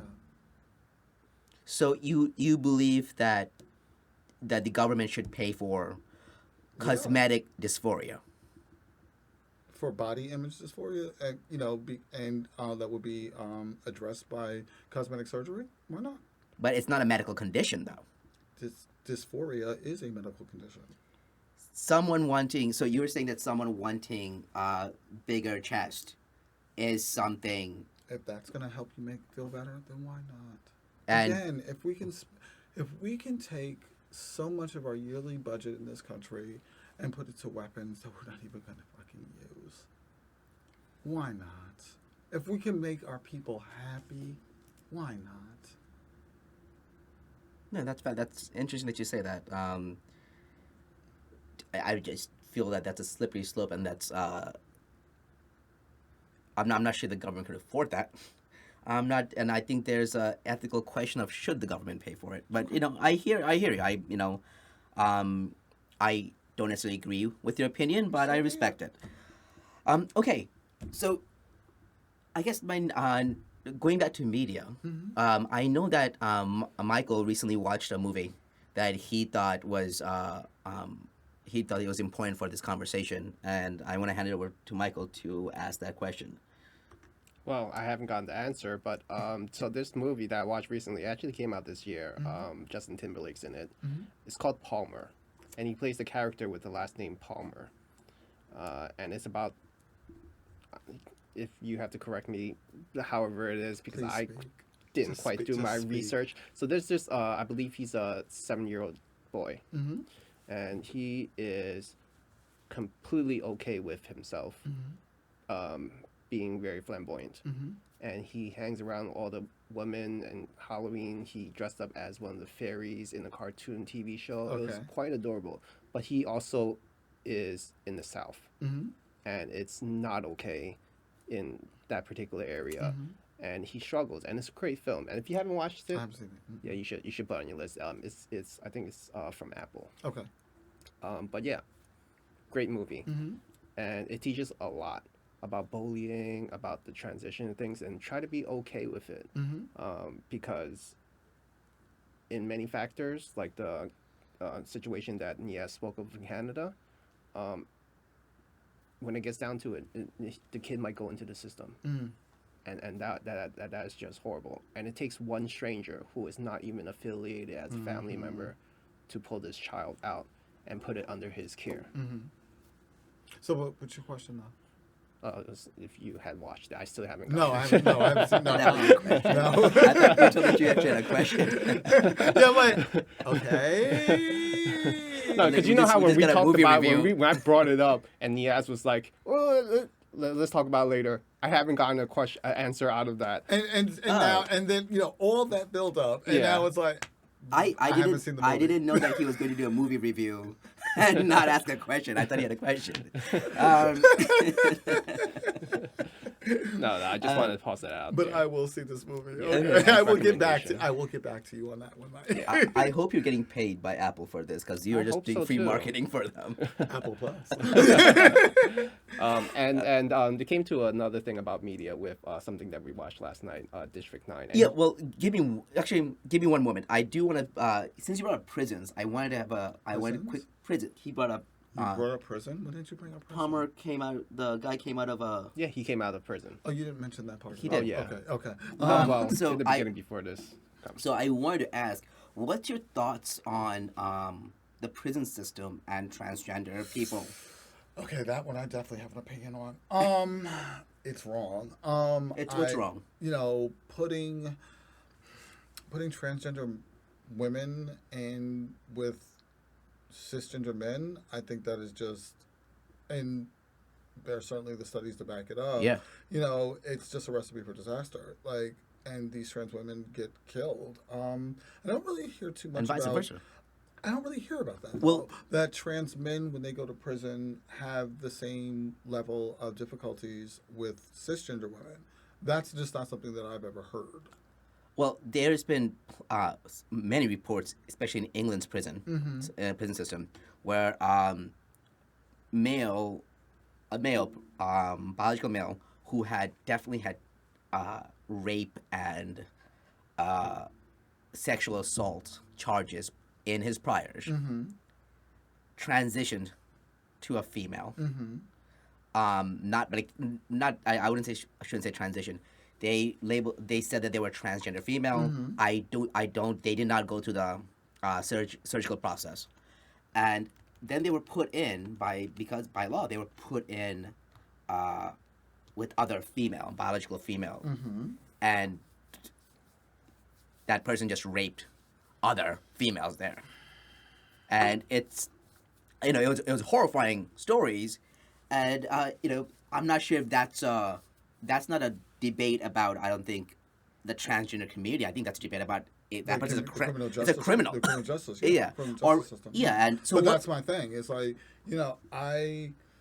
for people's personal safety, I know that there definitely used to be. I'm not sure if it still exists today. On Rikers Island, they had a separate wing for transgender and homosexuals to be, for their safety. Yeah. Because putting them in Gen Pop was just, Especially in New York City. New York City, Yeah. just say goodbye to them, and unfortunately, people would be hurt and or killed. I don't know if they're still doing that, but that is definitely something that I would support of having trans as well as just period LGBTQ people period put into their own prison population, jail or I agree. or prison population, because putting them in Gen Pop is just, in my opinion, is just wrong. Well, Gen Pop of the sex that they identify themselves as at that time. Because Gen Pop is either male Gen Pop or female Gen Pop, right? Yeah. So those are some of the core of, like, as I was I wanted to prepare myself as best as I could for this interview, and I was just researching like I'm like prison system is a problem in the United States, like The thing. in so many ways, and but when I googled transgenders in prisons, there were so many of the reports are from England, and they have been more progressive when it comes to transgender rights. America's usually the last time to catch up on these kind of things. We're number one. So I was just really shocked by that, and I wanted to hear your thoughts about it. And I'm glad you'd agree, because I think it's unfair. Because there could be one bad apple. What I was saying earlier is that I don't think this is an issue about transgender. It's an issue about that criminal. Like, that guy did this before when he was a biological male. What do you think? He's going to change? He's going to keep doing the same thing, especially if it's not a one-time thing. It's multiple times. So for the safety of transgender people, I think it needs to be separated. And I'm glad you agree. And Michael, I'm sorry, you had a question about something we saw yesterday. Oh no, I just wanted to elaborate on it. Basically, Is this a movie review or is it a question? it's a movie. Is it a review or It's somewhat of a review. It's my take on it, Okay, sure, yeah. and I just want to shed light on it. So this might come out as a different question, but Okay. just jump off scene and just get a little bit, on a fun side. So we watched District 9. I'm not sure if you ever watched it. Years ago, yes. Years ago. So what I see in humanity right now, typically, not for nothing, transgender to the eye of a bigot is a monstrosity. And if America or in the world itself cannot cope with something that looks human of some sort, and still allow and accept it and give it like rights, equal rights. How can you expect to possibly communicate and accept extraterrestrials? I really like you. I totally like you. That's where I see it. Yeah, and you know what? Okay, so one of my favorite movies is Independence Day. Okay. And God, especially last year, I prayed for the spaceship and or meteor to show up because I just needed last year to be just done. You know, we can't. You know, I am a Trekkie. You know, we're not ready for first contact. We can't handle first contact. Dude, don't you dare say that. We can't. Please. We aren't.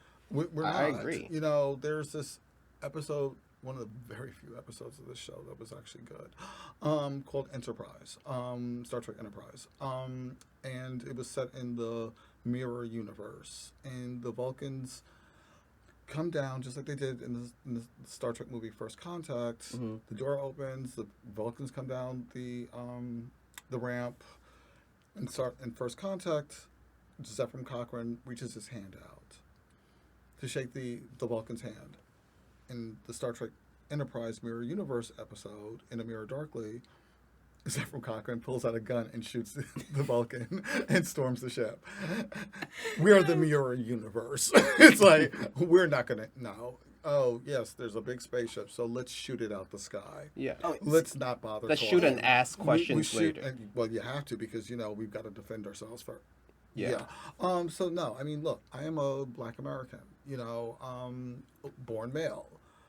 I have dealt with this country's racism my entire life. So this country is never.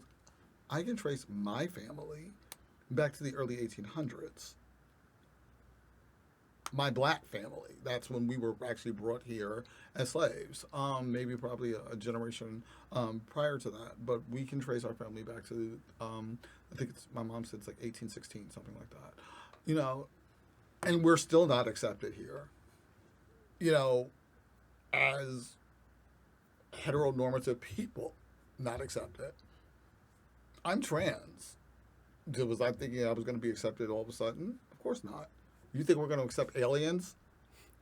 Exactly. I disagree with you wholeheartedly. And Well, we'll by- accept them if they're white, look, No, my especially blonde and blue. yeah, Okay, my that's thing is that- exactly. I said something like that because if something pretty doesn't fall from the sky, well, I said that to you. I agreed. I told you this. Like, in the right neighborhood, if let's just say, you know, nothing against one of your gods, but if a floating elephant came out from the skies with a couple of arms in the wrong neck of the woods, it's going to be hung somewhere.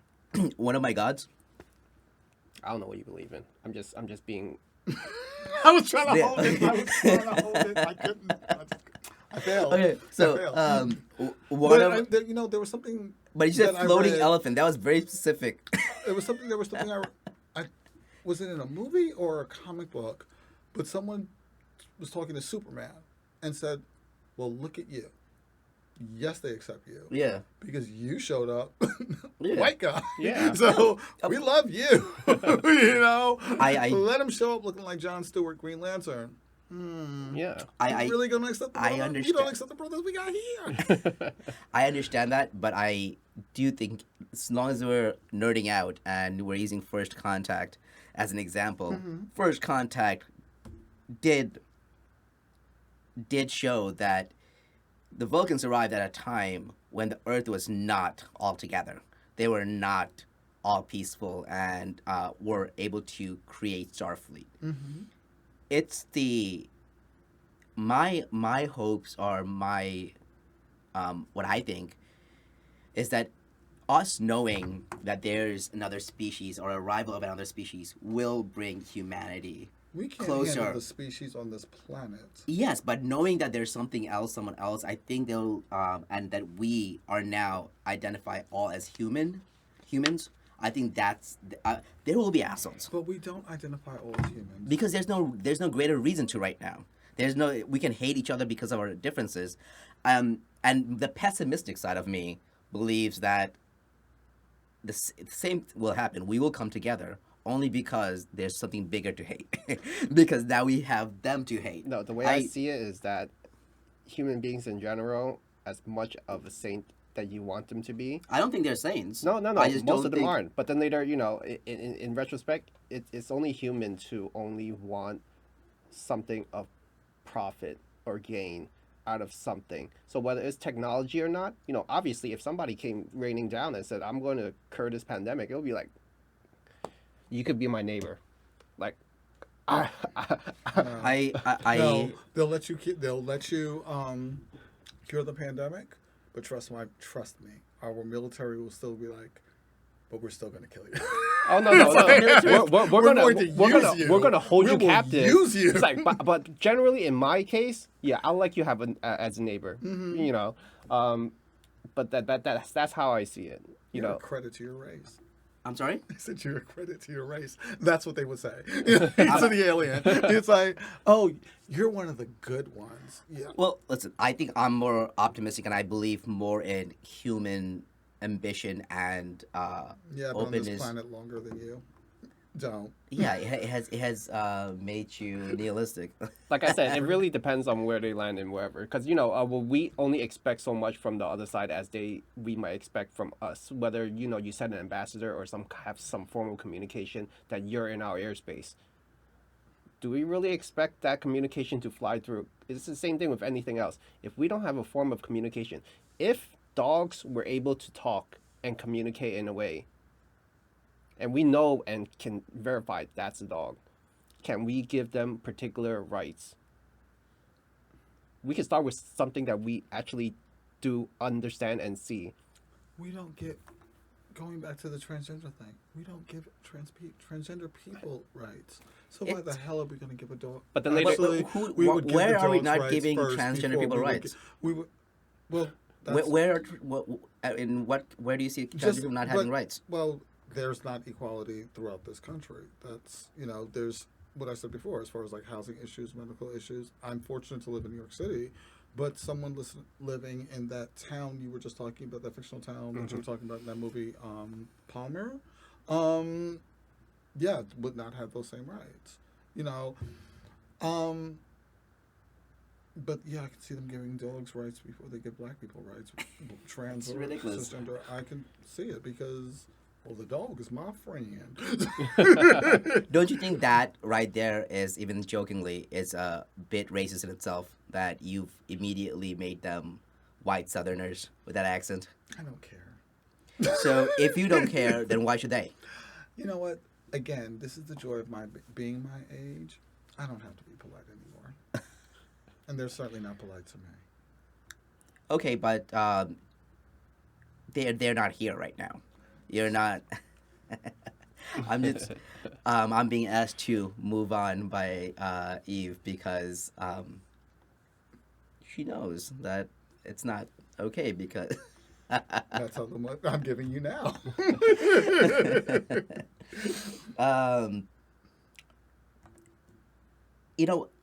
You bring up this inequality, and certainly there, I think socially, it's more accepted than I think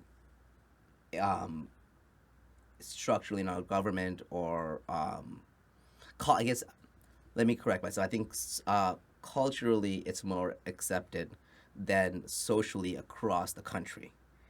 Do you and I can't get that thing out of my head of what you said that you equated dysphoria, gender dysphoria, to someone getting implants. I don't see how that is a valid argument. But okay, I'm going to come back to that, but I'm going to start with the first thing that you said because there's one thing that we have not talked about. Period. That please. Must be discussed. Oh, absolutely. Go ahead. And that's called, you're talking about the, percentage of trans people who have suicidal tendencies or suicidal thoughts. But let's talk about the black trans who are murdered every year. In the trans community, the highest amount of murders happen to black trans women. And when you're saying that, well, we're accepted culturally, we're not accepted in our own neighborhoods. Plain and simple, and I will be very honest about this, I don't wear dresses because I don't feel safe. I don't wear dresses because, look, I have not had a fight since I was 18 years old. But instinctively, I know how to fight in pants. I do not know how to fight in a dress and heels. So, thus, I do not wear these things. I live in a predominantly African American neighborhood, and I do not feel safe presenting fully as a trans female publicly because things are things can happen to me.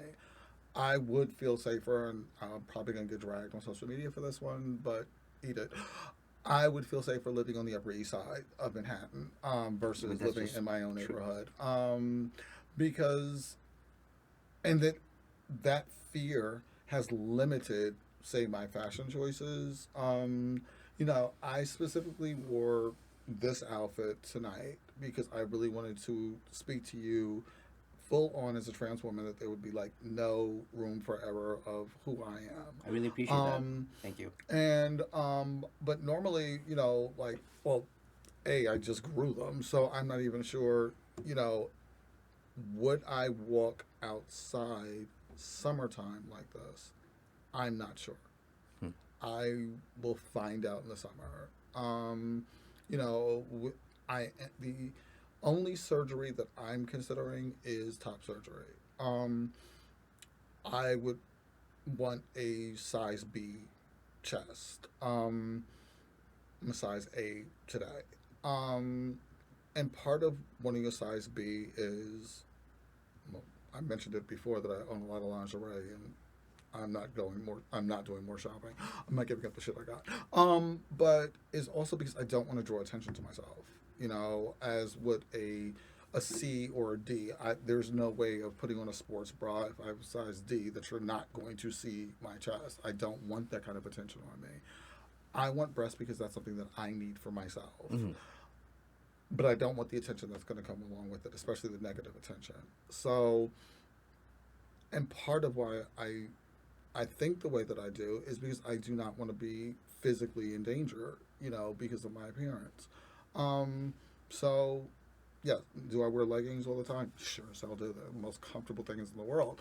But, I am very conscious of my appearance, walking to and from, just walking throughout my neighborhood because I have a target on my back, or should I say on the middle of my forehead.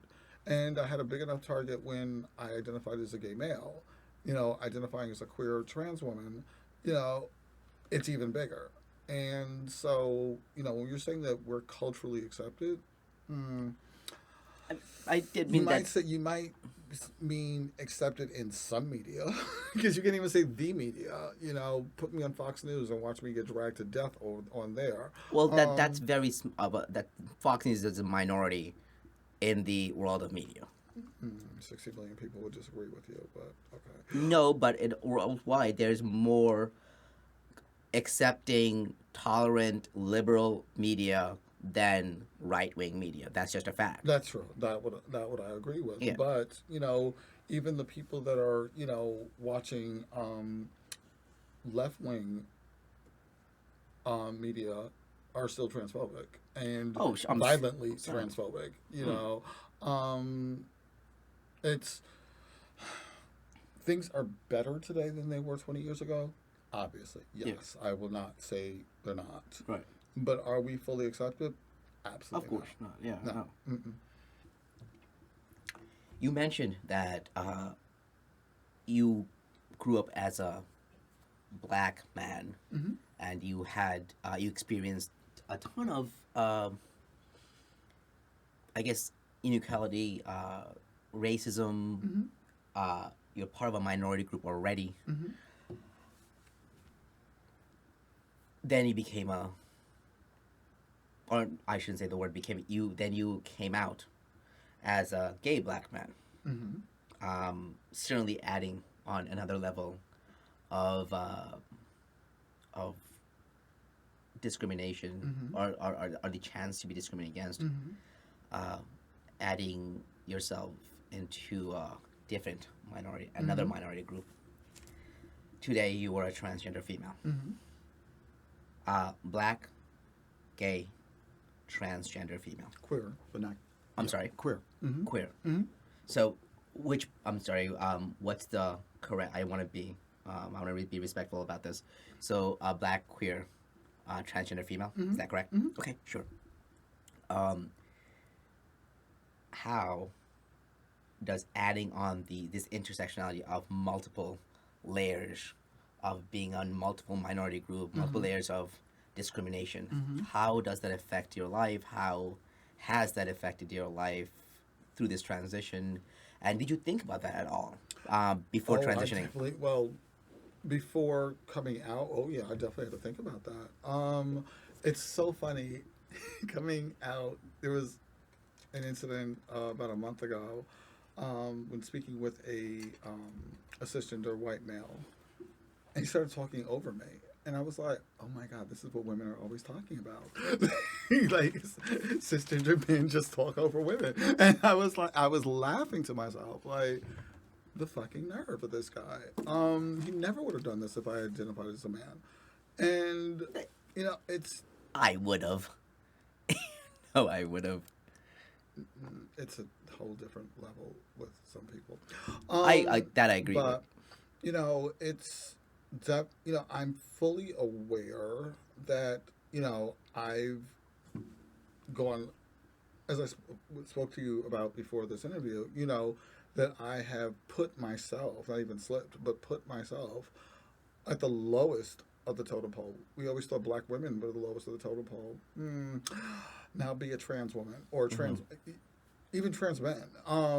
We are definitely at the bottom of the totem pole. As a black trans person is definitely at the bottom of the totem pole, and it's definitely something I was aware of. But I don't have a choice, but I have to be myself. Yeah, absolutely. And so, do you feel that you are at the bottom of the totem pole? Absolutely. Going back to what I said earlier, as far as like, having an even bigger target on my head, as far as like, I can be hurt and or killed, simply for being. Yeah, that's definitely bottom of the totem pole. What do That's certainly, I'm sure that for many minority or people of color transitioning, that's definitely a thought in their head. But simultaneously, there is greater representation on TV, on pop culture, in pop culture, in music, in just mass media. There is greater representation. Do you think that having greater representation has unequivocal positive effect for the transgender community?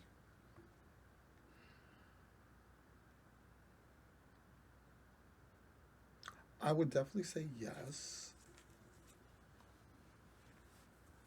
but that doesn't so that just because there's more representation doesn't change the hate that's out there.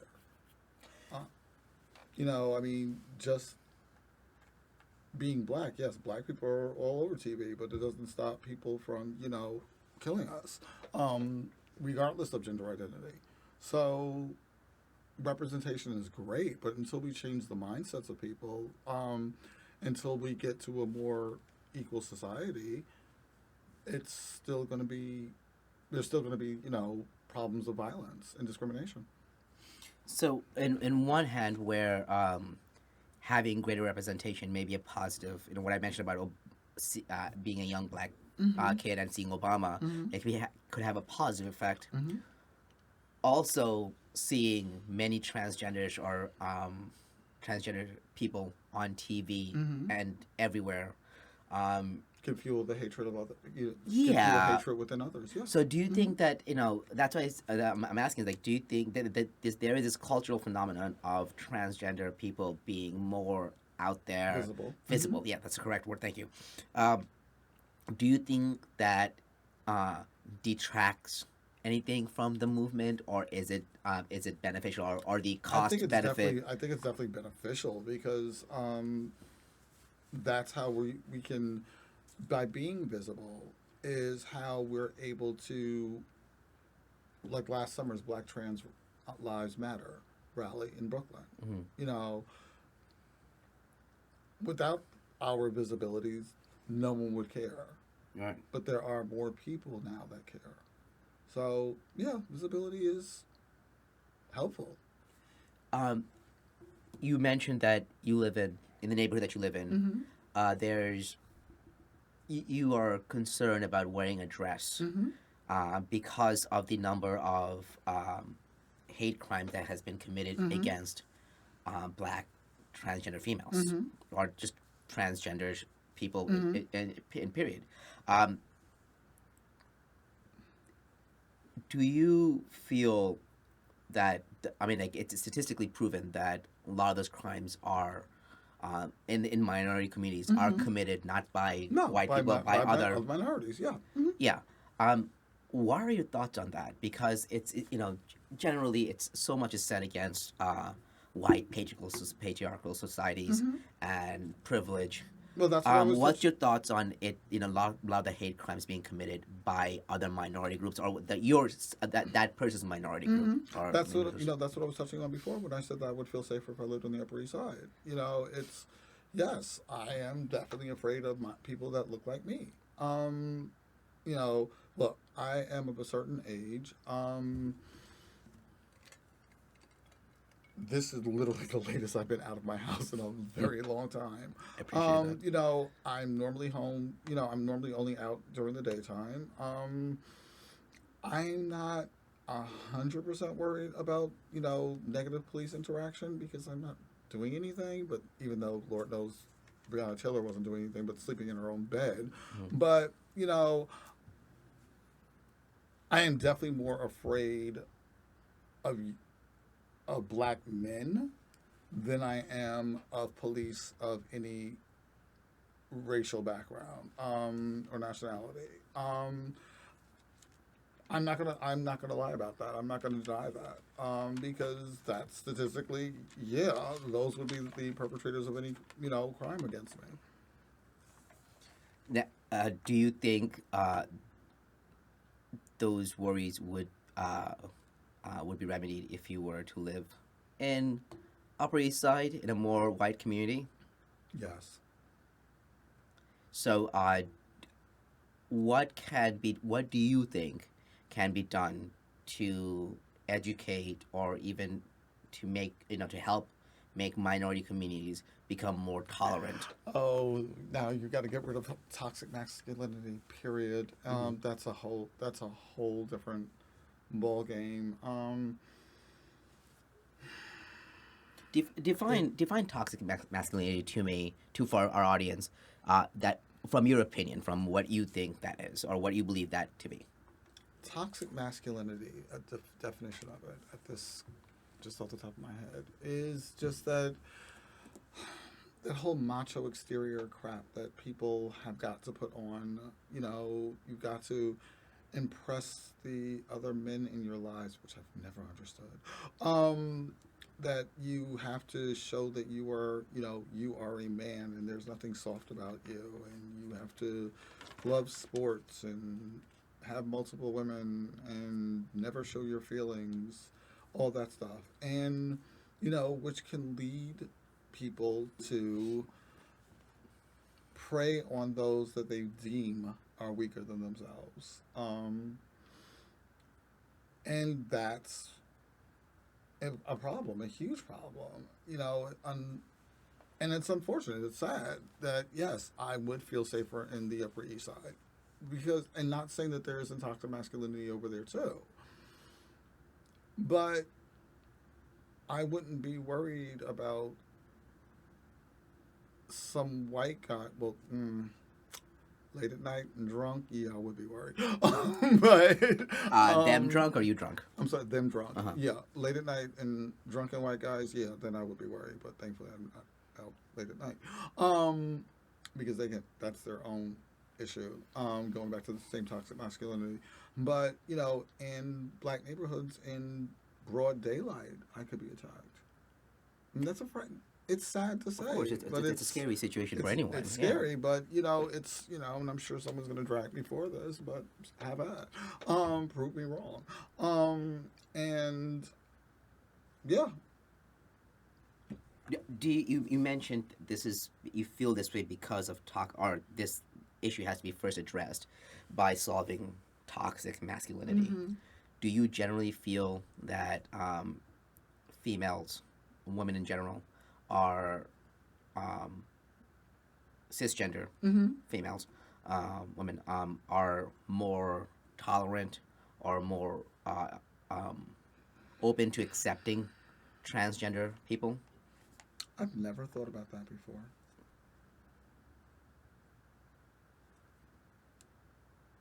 Let me think about my own experiences. I would say yes. Yeah, I would have to say yes.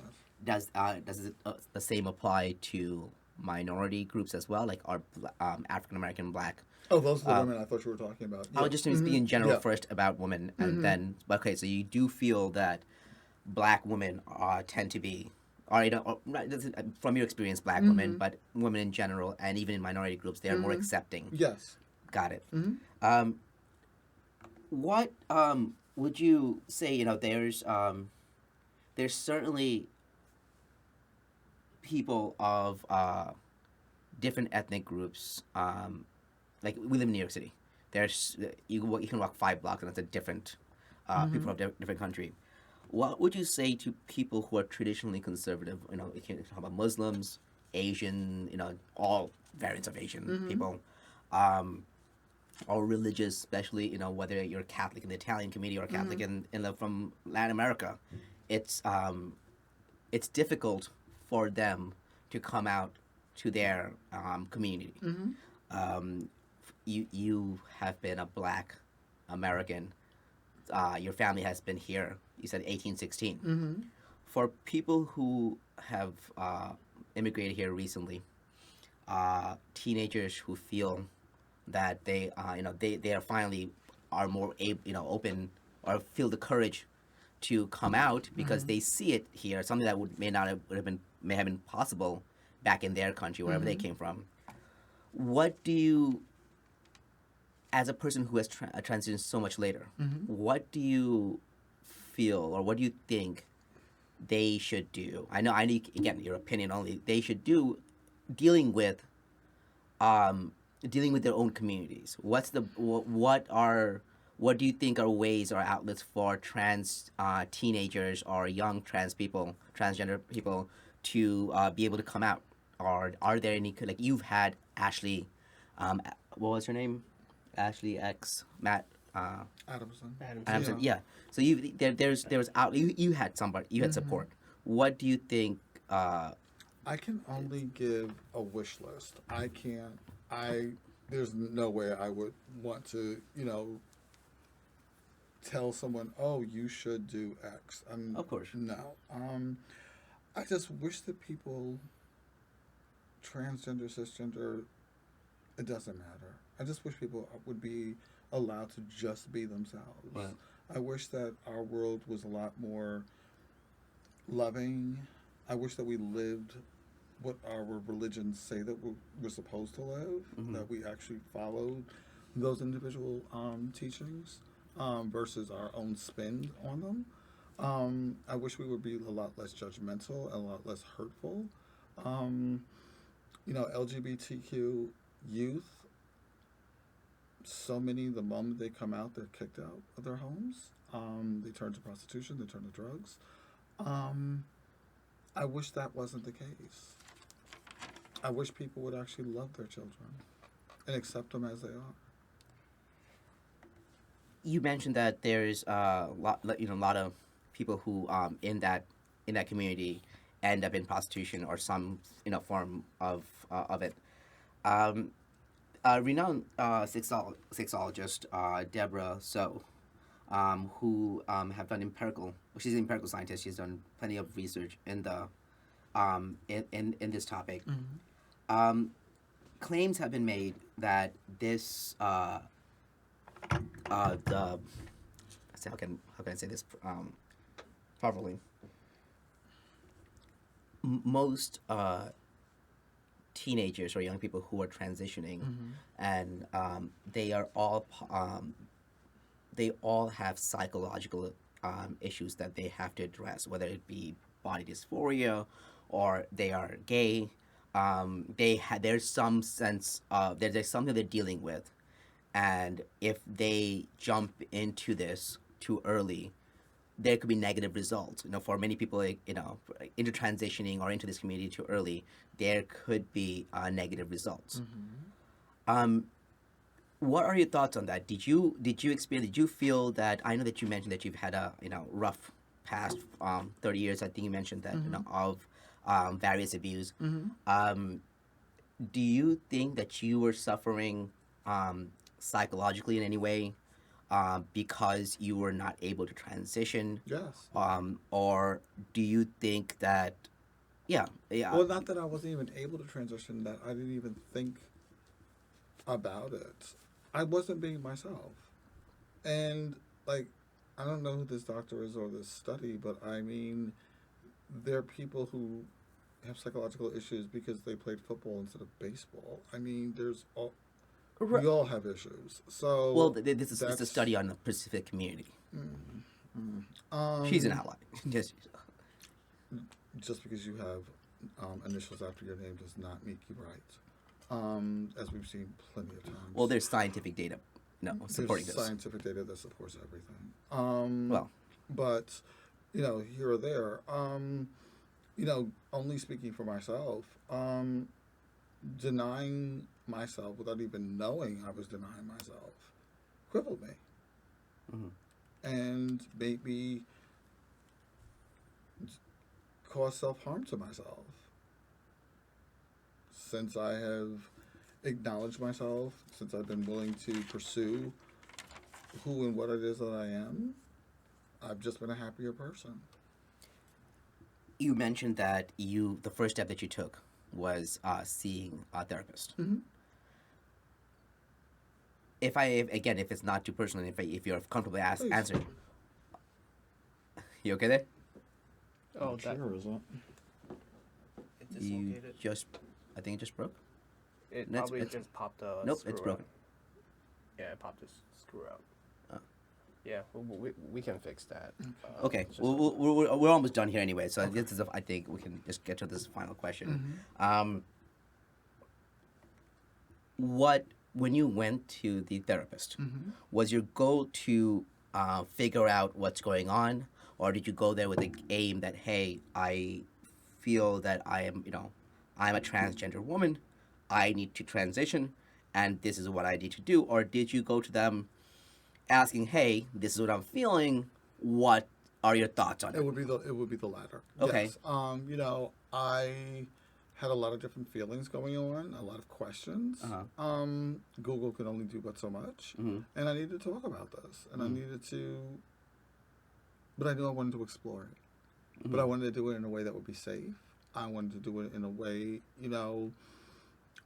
I fully believe I should not be left to my own devices, and so that I needed assistance in this, and I am very thankful that my therapist, has been able to do that. I got into a support group with other trans people, and I've been able to talk about what it is that I'm going through.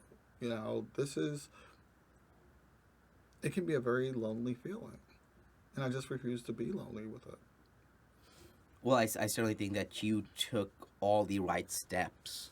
And who am I to say? But it just from your experience, from just seeing your experience and seeing your transition, I feel that your steps you took were thought out, were educated, and I hope this is a learning experience for anyone who's out there, who's questioning or who's trying to figure out what the next step is. They can learn from you, and I'm really happy that you did what you thought was right for you, and you're able to finally, if I may say, finally be yourself. Right. And I'm proud of you. Thank you. And I of course I have my opinions about the right mindset and age for someone to do this, and like you had at that time, and maybe my opinions will change one day, just as yours have. but I think that you took all the right steps, and not that you're looking for my validation or anything, but just as a friend, I have to say that it's admirable, Thank you. and thank you for that. Thank you. All right, I think we're good. Do you have anything that you want to add, or you want to say, Mikey? No. All right. Well, listen, I think we're almost wrapping up for the time anyway. Thank you so much for being here, Thank you, Eve. guys. And I hope we can do this again. I hope so too. All right. Have a good one. All right, guys. We're out. Have a good night. Ciao.